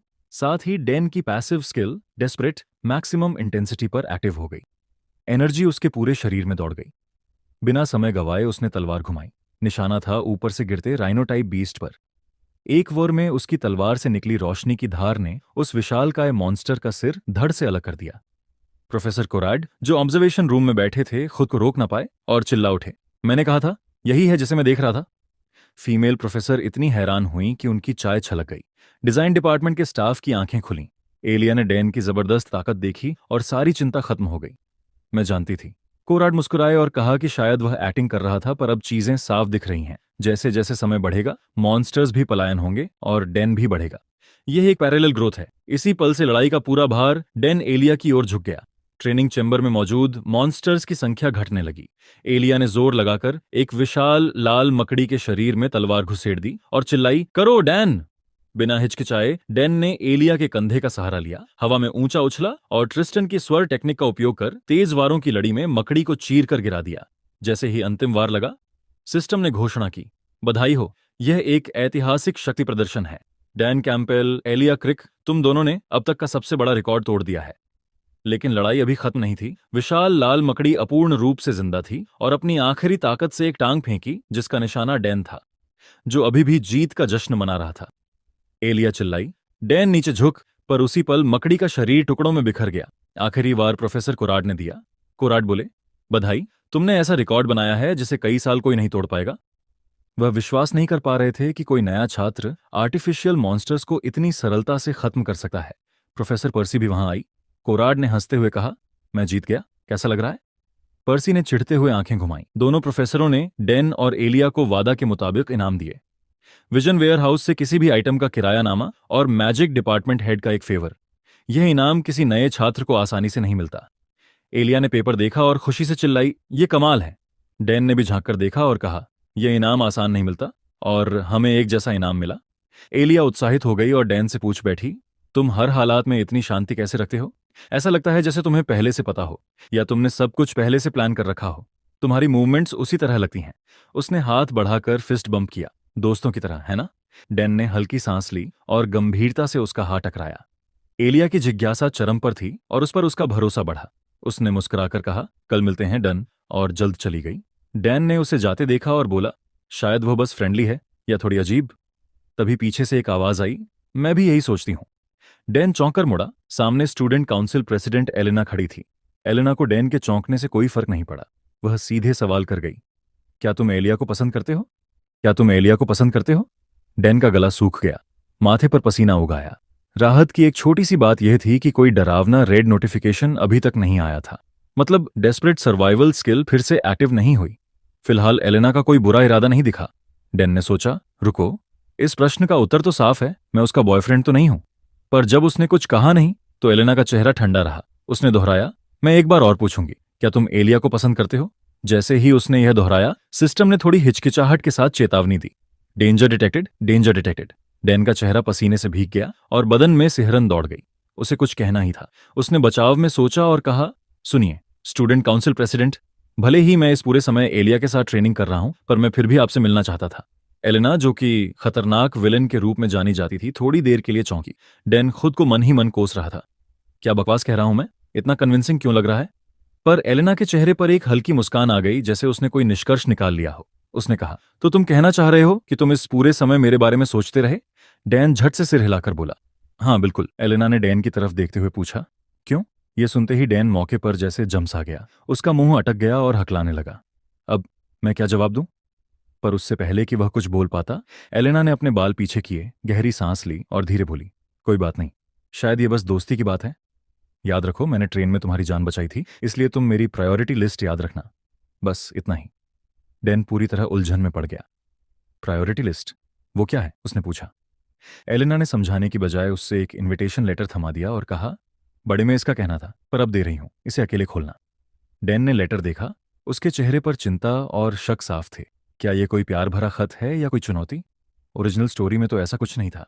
Elena उसकी परेशानी देखकर हल्की मुस्कान के साथ उठकर चली गई और डैन वहीं लेटर हाथ में पकड़े खड़ा रह गया। कमरे में लौटकर उसने लिफाफा खोल दिया और अंदर लिखी बात पढ़ी। क्या वह चाहती है कि मैं उसका पार्टनर बनूं? डैन ने मन ही मन कहा, ओ हाँ, कल फ्रेशमैन वेलकम बैंक्वेट है, वो तो मैंने भूल गया था। पार्टनर बनना बुनियादी तौर पर कोई बड़ी चीज नहीं, बस इवेंट में साथ रहना है। पर असल दिक्कत थी कि अगर मैंने इनकार किया तो एलेना की मेरे प्रति पसंद घट जाएगी और शायद वो मेरे खिलाफ हो जाएगी।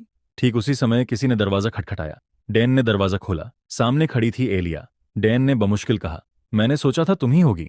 एलिया ने शरारती अंदाज में मुस्कुराकर कहा, तो तुम समझ ही गए। और उसने भी एक इन्विटेशन लेटर दे दिया। फिर से? डैन ने चौंक कर पूछा। एलिया ने जिज्ञासा के साथ पूछा, फिर से? किसी और ने पहले दे दिया क्या? डैन झट से बोला, नहीं नहीं, मेरा मतलब है ये क्या है? पर अंदर ही अंदर उसे अंदेशा था कि यह भी वही रिक्वेस्ट होगी जो उसने अभी ही अभी पढ़ी थी। एलिया ने बस मुस्कुराकर कहा, ये तुम्हारे लिए एक सरप्राइज है। मैंने बैटल के दौरान तय कर लिया था। रूल्स के कारण मैं यहां ज्यादा देर नहीं रुक सकती, इसलिए जल्दी पढ़ लेना। कहकर वह चली गई और डैन दोबारा अकेला रह गया।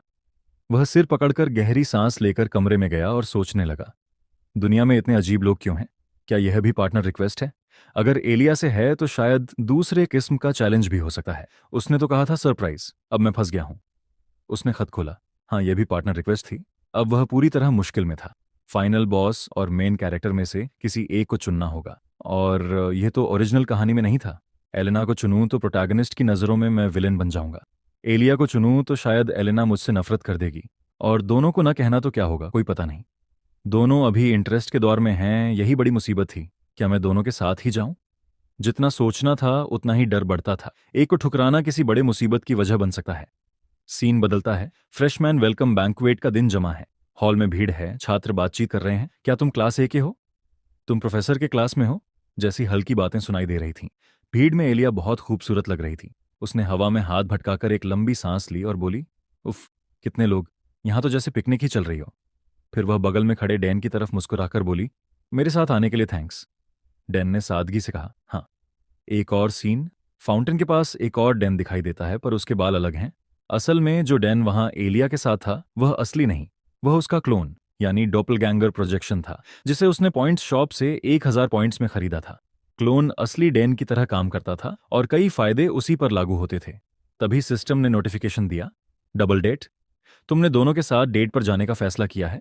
इवेंट खत्म होने तक पकड़े मत जाना, फेल हुए तो पेनल्टी मिलेगी। डैन ने मन ही मन कहा, मैंने सारे पॉइंट्स इस पर खर्च कर दिए, ये प्लान फेल भी हो सकता है। उसने क्लोन की पर्सनैलिटी कोल्ड एंड मिस्टीरियस पर सेट की ताकि इंटरेक्शन कम रहे और शक कम उठे। डैन योजना बना ही रहा था कि पास के पिंजरे में कैद किसी जानवर की जोरदार गुर्राहट सुनाई दी। कोई क्रूर एक्सपेरिमेंटल क्रिएचर तड़प रहा था। डैन ने नजर डालते हुए कहा, ये लोग प्रयोग कर रहे होंगे, यही कुछ बड़ा इवेंट ट्रिगर करेगा। मुझे बस इसे पार करना है, क्योंकि एलेना और एलिया दोनों मेरे साथ हैं। कुछ ज्यादा खराब नहीं होना चाहिए, है ना? फौरन सिस्टम का एक और मैसेज आया, अब तुम सिर्फ एक लड़का नहीं रहे। डैन यह देखकर चौंका, इसका क्या मतलब? तभी उसके शरीर से हल्का धुआं निकलने लगा और उसी समय एलेना वहां आ पहुंची। उसने कहा, आखिरकार मिल ही गए। पर अचानक रुकी और सूंघते हुए बोली, ये कैसी खुशबू है? तुमने कोई परफ्यूम लगाया है? डैन थोड़ी गड़बड़ी में बोला, नहीं, शायद आसपास के फूलों की खुशबू ज्यादा तेज है। उसकी बात कहते ही पूरी नहीं हुई थी कि एलेना का चेहरा लाल पड़ गया। उसकी आंखें अजीब ढंग से चमक उठीं और उसने धीरे से कहा, मुझे पता है, ये खुशबू तुमसे आ रही है और ये मुझे पागल कर रही है। वह शर्म से लजाती हुई सी लग रही थी, मन में कुछ गर्माहट सी। डैन के अंदर चेतावनी की घंटी बज उठी। उसने हाथ हवा में फैलाकर उस खुशबू को हटाने की नीयत जताई और मन ही मन सिस्टम से कहा, यह फेरोमोन बंद करो। लेकिन सिस्टम ने शांत नहीं किया। एक ठंडी सूचना आई, फेरोमोन प्रभाव एलेना पर लग गया है। टारगेट अब आकर्षित होने की कोशिश रोक रही है। आमतौर पर शांत रहने वाली एलेना अब प्यार भरी निगाहों से डैन को देख रही थी। उसने धीमी सांस ली और कहा, डैन, मैं सोच रही थी, पहले मैंने ये क्यों नहीं देखा, तुम मेरी सोच से कहीं ज्यादा मर्दाना हो। डैन का दिल उछल पड़ा, पर साथ ही हर कोशिका में घबराहट फैल गई।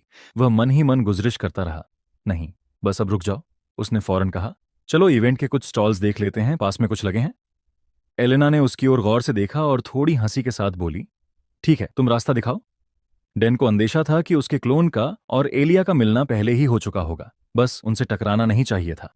सब कुछ शांति से चलना चाहिए था। उसने कैजुअली कहा, चलो थोड़ी स्नैक्स लेते हैं। एलेना ने तिरछी नजरों से देखा, फिर मुस्कुराई, ठीक है। सीन बदलता है। दोनों एक खाने की दुकान पर पहुंचे। डैन ने एक आइटम की तरफ इशारा कर पूछा, इसे ट्राई करोगी? कहते ही उसे एहसास हुआ कि यह सबसे बेदम सुझाव था। एलिया फिटनेस की बहुत परवाह करती थी, लेकिन फेरोमोन का असर कम करना जरूरी था तो कोई चारा नहीं। किस्मत उसकी ही खिलाफ लग रही थी। एलिया की आंखों में अचानक खुशी चमकी और उसने कहा, तुम्हें कैसे पता? क्या यह बस संयोग है? डैन सोचने लगा कि अगर मैं दिखाऊं कि मुझे यह पसंद नहीं आया तो शायद बेहतर रहेगा।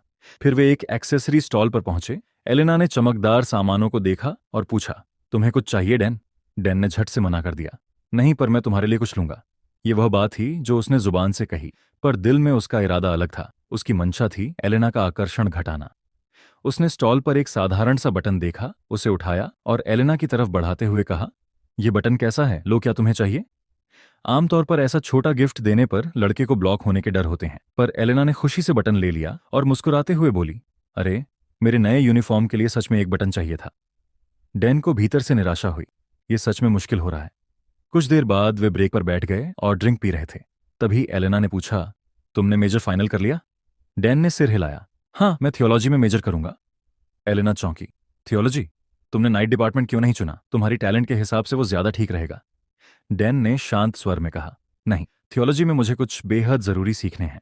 मन ही मन उसने सोचा, मैंने यह रास्ता किसी खास वजह से चुना है। एलेना की जिज्ञासा बढ़ी, क्या सीखना है? उसने पूछा। डैन ने कहा। वह चीज जिसे मैं सबसे कीमती मानता हूं, उसकी रक्षा करना सीखना है। एलेना ने पूछा, और वह कीमती चीज क्या है? डैन की निगाहें गंभीर हुईं। जब से मैं छोटा था, कुछ चीजें हैं जिन्हें मैंने सुरक्षित रखा है। उसने और जोड़ा, मेरी जिंदा रहने की उम्मीद तुम्हारे डाउनफॉल पर टिकी है। ये इवेंट मेरे अंत तक पहुंचने में मदद करेगा। भविष्य में सीक्रेट ऑर्गेनाइजेशन के साथ जो टकराव होगा, वह किसी बड़े बॉस के सामरिक कौशल के खिलाफ कमजोर रहेगा। एलेना ने उसकी आंखों में झांका और पूछा, क्या तुम्हारा मुझसे जुड़ना भी यही वजह है? डैन ने सिर हिलाया। हाँ, पर उससे पहले कि वह और कुछ कह पाता, एलेना ने उसे बीच में काटकर कहा, मैं ट्रिस्टन फैमिली के श्राप के बारे में जानती हूं, वही श्राप जो हमारे हर सदस्य को पागल बना देता है। डैन ने जवाब दिया, क्या उसे तोड़ने का तरीका मेंटल ट्रेनिंग नहीं है? एलेना की आंखें सख्त हुईं और आवाज ठंडी। तुम्हें पता है इसे कैसे तोड़ा जा सकता है? डैन ने निर्भीकता से कहा, एंजल्स की ब्लेसिंग। कहा जाता है कि 2 आर्क एंजल की कृपा से ऐसा हो सकता है। एलेना ने हल्की मुस्कान दी। बिल्कुल, और यही वजह है कि यह इतना कठिन है। इसलिए ट्रिस्टन परिवार इतनी उपलब्धियां होने के बाद भी डर के साए में रहता है। फिर वह बोली, तो बताओ, तुम हमेशा मेरे इतने पास क्यों रहते हो? जब भी कोई मुझे मारने की कोशिश करता है, तुम वहीं क्यों होते हो? आखिर तुम्हारा मकसद क्या है? डैन कुछ पल चुप रहा, फिर गंभीर स्वर में बोला, जिस चीज को मैं बचाना चाहता हूं वह तुम हो। यह सुनकर एलेना चौंकी और धीरे कहा, मैं तुम्हारे लिए क्या हूं जिससे तुम मुझे बचाना चाहते हो? डैन ने साफ साफ कहा, अगर मैंने तुम्हारी रक्षा नहीं की तो मैं मर जाऊंगा, बस यही वजह है। एलेना ने हल्की हंसी भरी और बाल संभालते हुए कहा, मुझे पहले से ही लगा था, पर तुम वाकई अजीब हो। डैन ने गहरी सांस ली। मैंने उसे पूरा सच बता दिया है, उम्मीद है अब उसकी जिज्ञासा शांत हो जाएगी। इसी बीच अकादमी के दूसरे हिस्से में डेन का क्लोन और एलिया अंडरग्राउंड चैम्बर में उतरे। दोनों के हाथों में रेड वाइन के ग्लास थे। सामने फैला कॉरिडोर बेकार रोशनी से चमक रहा था और दोनों तरफ लोहे की सलाखों के पीछे कई एक्सपेरिमेंटल मॉन्स्टर्स बंद पड़े थे। माहौल चुप था। एलिया ने महसूस किया कि आज डैन कुछ अलग है। क्या वह मुझसे नाराज है? वह कुछ बोल क्यों नहीं रहा? आखिरकार उसने चुप्पी तोड़ते हुए पूछा, हम यहां नीचे क्यों आए हैं? पर डैन ने कोई जवाब नहीं दिया। उसकी मौनता एलिया को और असहज कर रही थी। वह सोचने लगी कि उसे और करीब जाकर ट्रिस्टन फैमिली के बारे में और जानना होगा, पर साथ ही वह घबरा भी रही थी। ऐसे इंसान के साथ मैं कैसे रहूं? उसे तो यह भी नहीं पता कि मर्दों से कैसे निपटना है। इधर उधर देखती हुई वह भौहें चढ़ाए खड़ी थी। यह जगह किसी नर्क से कम नहीं दिखती थी। चारों ओर जिंदा राक्षस थे। क्या इन्हें वास्तव में स्टूडेंट्स के प्रयोगों के लिए इस्तेमाल किया जाता है? कितने बेपरवाह प्रोफेसर हैं जो इन्हें ऐसे कैद रखते हैं? उसकी आवाज में गुस्सा था। तभी एक पिंजरे से गहरी गुर्राहट निकली। एलिया धीरे धीरे आगे बढ़ी और लोहे के पिंजरे में झांकी। वह राक्षस उसकी उम्मीद से भी बड़े थे, पर उसे अचरज हुआ कि इन्हें क्यों नहीं बांधा गया। शक उसके चेहरे पर आ गया। ठीक उसी क्षण पिंजरे से जुड़ा एक छोटा डिवाइस लाल रंग में चमक उठा। बूम! एक जबरदस्त धमाका हुआ। डैन का क्लोन तुरंत कूदकर एलिया को पकड़कर पीछे खींचता हुआ बचाने की कोशिश में लगा। धमाके की गूंज पूरे चैम्बर में फैल गई और जगह हिल गई। एलिया सदमे में थी, पर किसी की मजबूती ने उसे थाम लिया। उसने डैन की तरफ देखा और पूछा, तुमने ये क्यों किया? क्लोन ने ठंडी आवाज में कहा, यह मेरा काम था, और कहकर वहीं बेहोश हो गया। एलिया घबराकर पुकारी, डैन, तुम क्या कहना चाह रहे हो? पर उससे पहले कि वह और कुछ कह पाती, एक खतरनाक शौर्य से भीषण आभा पूरे चैम्बर में फैल गई। कुछ पिंजरे टूट गए थे और कई एक्सपेरिमेंटल मॉन्स्टर्स आजाद हो चुके थे। उनकी लाल चमकती आंखें बेरहम भूख से जल रही थीं और वे एलिया की ओर घूर रहे थे। पर एलिया डरी नहीं। उसने मलबे में से एक लोहे की रॉड उठाई, पकड़ मजबूत की और डैन के सामने खड़ी होकर कहा, तुमने मुझे बचाया, धन्यवाद। अब मेरी बारी है तुम्हें बचाने की। सिस्टम की सूचना दिखी। मुख्य क्वेस्ट मॉन्स्टर्स प्रकट हो चुके हैं। स्थिति संभालो। यदि घायलों की संख्या बढ़ी तो गंभीर पेनल्टी होगी। इनाम, एक्सक्लूसिव क्राफ्टिंग मटेरियल्स। ये नोट देखते ही डैन फुर्ती से उठ खड़ा हुआ और भागते हुए बोला, मुझे काम पर लग जाना होगा। प्रेसिडेंट, किसी प्रीस्ट को ढूंढने में मदद करो। एलेना अभी भी समझने की कोशिश कर रही थी कि डैन इतनी जल्दी क्यों जा रहा है। वह कुछ पूछना चाहती थी, पर डैन ने गंभीरता से कह दिया, प्लीज, हमें स्टूडेंट्स को प्रोटेक्ट करना होगा। और वह तेजी से बेसमेंट की ओर दौड़ पड़ा। रास्ते में उसने क्लोन को भी रिकॉल कर लिया। जब वह वहां पहुंचा, उसकी नजरें जल्दी जल्दी पूरे दृश्य का आकलन कर रही थीं, और जल्द ही उसकी नजर तलवार ली खड़ी एलिया पर पड़ी। डैन ने पूछा, मॉन्स्टर्स छूट चुके थे। चारों ओर बिखरे मरे हुए जीवों के बीच एलिया खड़ी थी। उसने डैन को देखकर राहत से सांस निकाली और बोली, तुम जाग गए, भगवान का शुक्र है। वह गहरी सांस लेकर आगे बोली, एक बड़ा मॉन्स्टर मेरे पकड़ से भाग निकला था। लगता है वह पहली मंजिल पर होगा। उसे अभी रोका जा सकता है, पर मुझे थोड़ा आराम चाहिए। उसने थकन में थोड़ा झुका और संतुलन बनाए रखने के लिए लोहे की छड़ी और कसकर पकड़ ली। भले ही उसने बाकी मॉन्स्टर्स को बिना बड़ी चोट के खत्म कर दिया हो, पर थकान उसके चेहरे पर साफ दिख रही थी। डैन ने आश्चर्य से पूछा, वही भागा हुआ मॉन्स्टर? क्या वह वही विशाल भालू है? मेन क्वेस्ट अब भी सबसे ऊपर था। अगर मैं फेल हो गया तो सजा बहुत भारी होगी, डैन ने सोचा। मुझे उसे रोकना ही होगा। सीन शिफ्ट हुआ और मैसिव बैंक्वेट हॉल दिखाई दिया। जैसा डैन ने सोचा था, भागा हुआ मॉन्स्टर वहीं डरावना भालू था। उसने एक भयंकर दहाड़ भरी। उसकी भारी चाल से फर्श तक कांप उठा। उसकी खून जैसी लाल आंखें खौफ में जमे छात्रों पर टिकी थीं। लोगों के पास भागने का रास्ता नहीं था। किसी ने चिल्लाकर कहा, पीछे हटो, इकट्ठा हो जाओ। एक व्यक्ति ने तुरंत रिस्पॉन्ड किया और एक स्पेल कास्ट कर छात्रों के चारों ओर चमकता हुआ मैजिक बैरियर बना दिया। उसने कहा, प्रोफेसर और नाइट्स आने तक यहीं टिके रहो, बैरियर टूटना नहीं चाहिए। भालू गुस्से में फिर गरजा और जबरदस्त ताकत से बैरियर पर टूट पड़ा। बूम! मैजिकल शील्ड जोर से कंपकंपाया। अंदर मौजूद छात्रों की सांसें थम सी गईं, चेहरे सफेद पड़ गए। भालू ने एक और जोरदार झटका दिया। बैरियर पर दरारें फैलने लगीं, जैसे मकड़ी का झाला फटा है। दूसरी तरफ एलिना चिंतित नजरों से उस जीव को देख रही थी और बोली, यहां अभी हेडमास्टर भी नहीं है, न ही प्रोफेसर कॉनरैड। पास खड़ा एक प्रीस्ट बोला, हम एंजल्स की ब्लेसिंग खोने का रिस्क नहीं ले सकते। प्रीस्ट की बात सुनते ही एलेना का चेहरा सख्त हो गया। तुम प्रीस्ट हो और कहते हो? पर प्रीस्ट बस कंधे उठाकर बोला, मिस एलेना, मैं आप जैसी नोबल लेडी से ऐसे शब्दों की उम्मीद नहीं करता। हर कोई एंजल्स ब्लेसिंग जैसी उन्नत ढाल नहीं बना सकता। नाइट्स आते ही हैं, हमें इंतजार करना होगा। एलेना की झुंझलाहट बढ़ी। प्रीस्ट ने कहा, इसीलिए मैंने शुरू से इन मॉन्स्टर्स पर प्रयोग करने से मना किया था। क्रिस्टन परिवार को इतना अधिकार नहीं मिलना चाहिए। पर उससे पहले कि वह आगे का ही, हवा में एक परछाई तेजी से गुजरी। डैन ने पल भर में प्रीस्ट की नेकलेस छीन ली और चिल्लाया, मैं इसे संभाल लूंगा। प्रीस्ट हैरान और क्रोधित हुआ। तुम क्या कर रहे हो? मेरी माला। लेकिन डैन ने उसके शब्दों की परवाह नहीं की। उसने तुरंत अपना आर्टिफैक्ट निकाला और माला उसमें फ्यूज कर दी। उसी क्षण सिस्टम पर नोटिफिकेशन उभरा। हॉली रेलिक ने प्रीस्ट की रोजरी से फ्यूज किया। नए स्किल्स अनलॉक हुए, एसिटिसिज्म, होली शील्ड, साथ में चेतावनी भी आई, danger detected, survival mode activate. Dan notification पढ़ते ही झुककर भालू की ओर स्लाइड किया और उस इंसान के पास पहुंचा जो बैरियर मेंटेन कर रहा था। आदमी चौंका, तुम क्या कर रहे हो? भागो! डैन ने उसकी आंखों में देखा और दृढ़ता से कहा, मैं टाइम बाय करूंगा, तुम छात्रों को सुरक्षित बाहर निकालो। बिना किसी और बात के डैन फिर भालू के समाने खड़ा हो गया। भालू ने अपना विशाल पंजा ऊपर उठाया, वार के लिए तैयार। बिना हिचक, बिना डर, डैन ने एसिटिसिज्म एक्टिवेट किया। उसकी सेकेंडरी एट्रीब्यूट्स अचानक शारीरिक सहन शक्ति में बदल गईं। फिर उसने होली शील्ड अनलॉक किया। सामने एक चमकता क्रॉस प्रकट हुआ, तेज रोशनी के साथ। उसी पल दिव्य पंखों की जोड़ी जैसी छवि उभरी और उसे घेरे हुए सुरक्षात्मक कवच बन गया। भालू का शक्तिशाली वार उस पर गिरा, पर शील्ड ने हमला रोक दिया। प्रभाव इतना जोरदार था कि दर्शक हैरान रह गए। ये ब्लेसिंग ऑफ द एंजल लग रही थी, किसी साधारण छात्र के लिए असंभव। हॉल में सराहना और स्तब्धता का माहौल बन गया। प्रीस्ट सिर पकड़कर बैठ गया। वह बेचैन होकर कहने लगा कि आधिकारिक प्रीस्ट भी इतनी शक्ति पाने के लिए कितनी प्रार्थनाएं करते हैं, और यहां यह एक छात्र कर गया। एलेना ने तलवार कसकर पकड़ी। वह आगे बढ़ने को तैयार थी, पर जैसे ही उसने डेन को अपनी शक्ति दिखाते देखा, उसके कदम थम गए।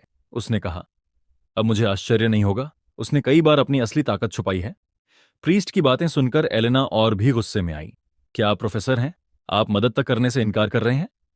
तभी अचानक एलिया पीछे से आकर प्रीस्ट पर तमतमाई हुई और बिना झिझक जोरदार हमला कर दिया। धड़ाम!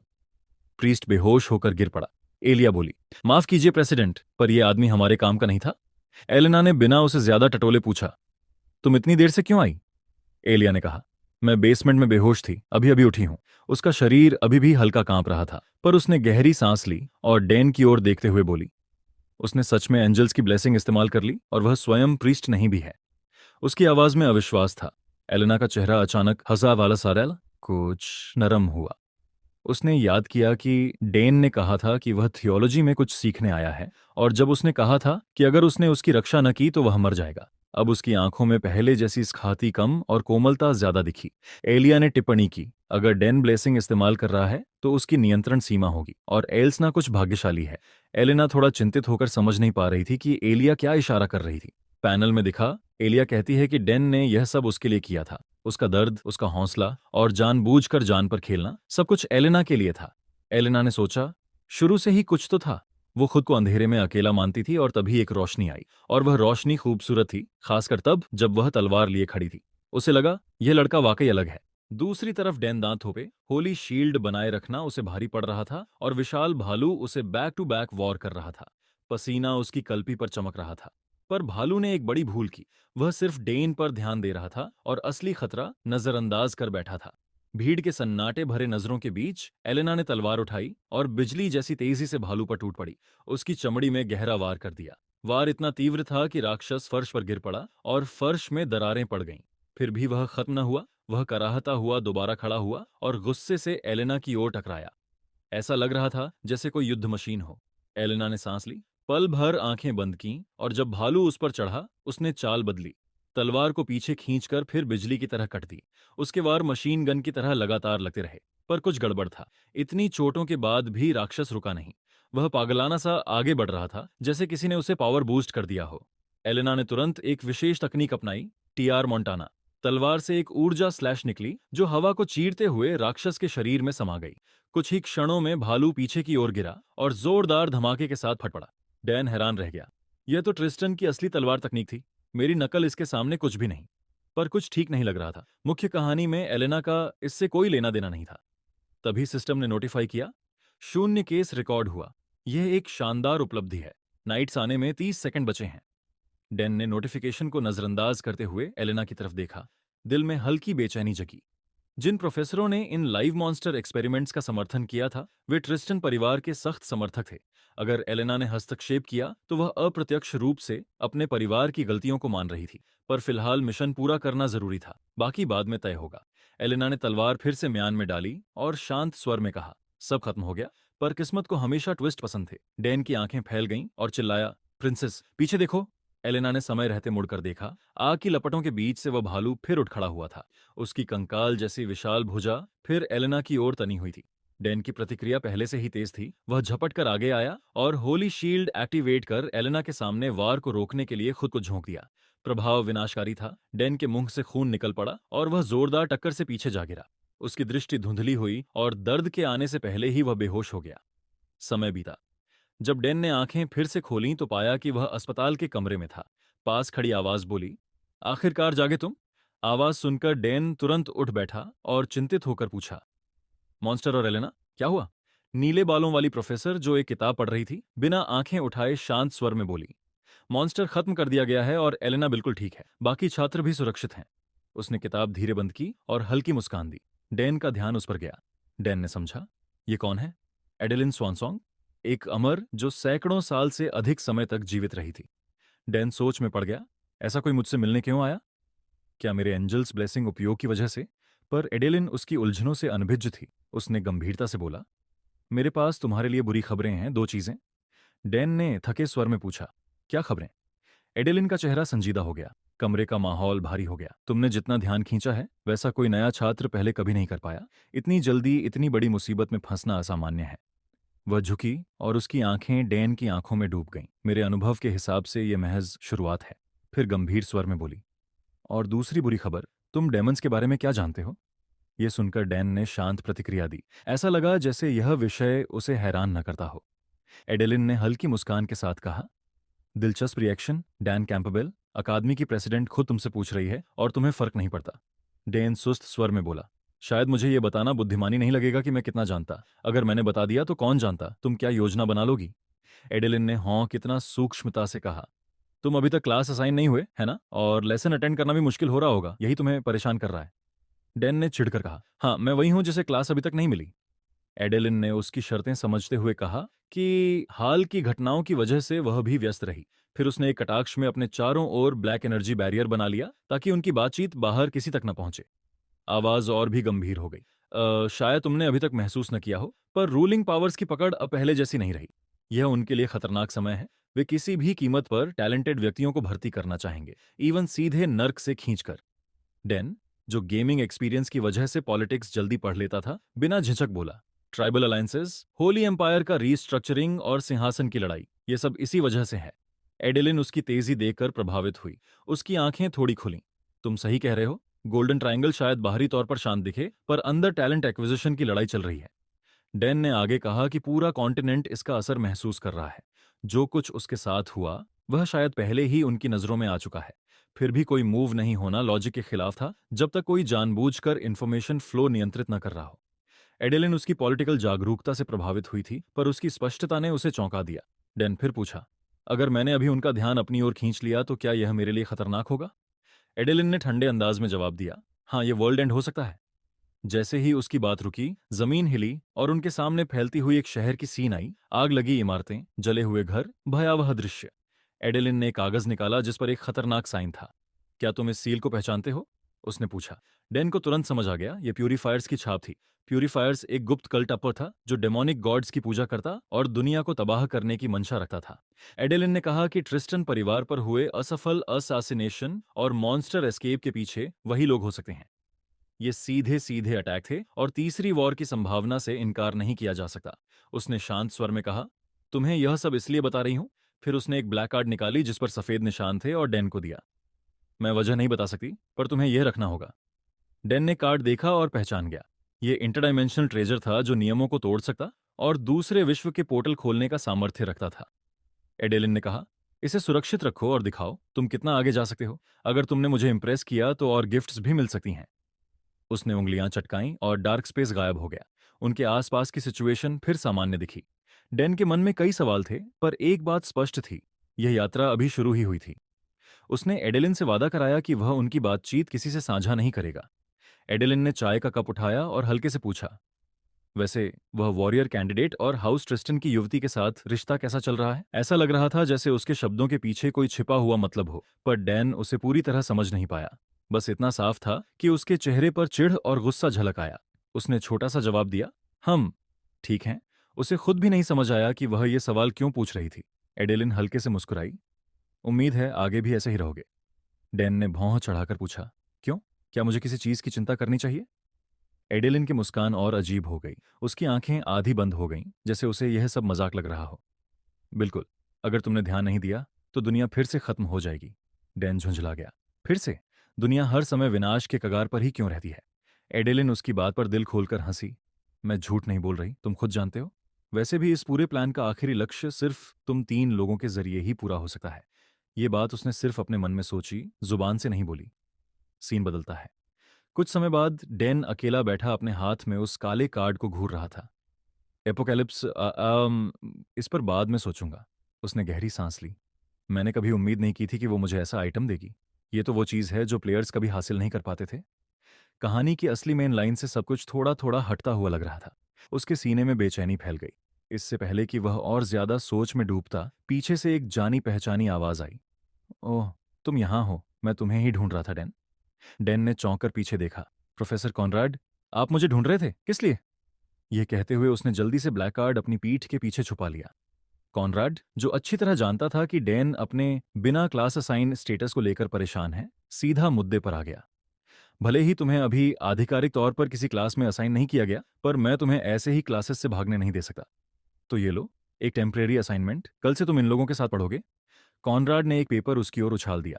डैन ने कागज पकड़ा, एक नजर डाली और बस उस एक झलक ने उसकी जान निकाल दी। पेपर पर 2 नाम थे। एक, class president Elena L Tristan. 2, vice president Elia क्रिकग्स। डैन के माथे पर पसीना आ गया। कागज पकड़े पकड़े उसने कांपते हुए कहा, दुनिया का अंत बहुत करीब है। उसकी चीख पूरी बिल्डिंग में गूंज गई।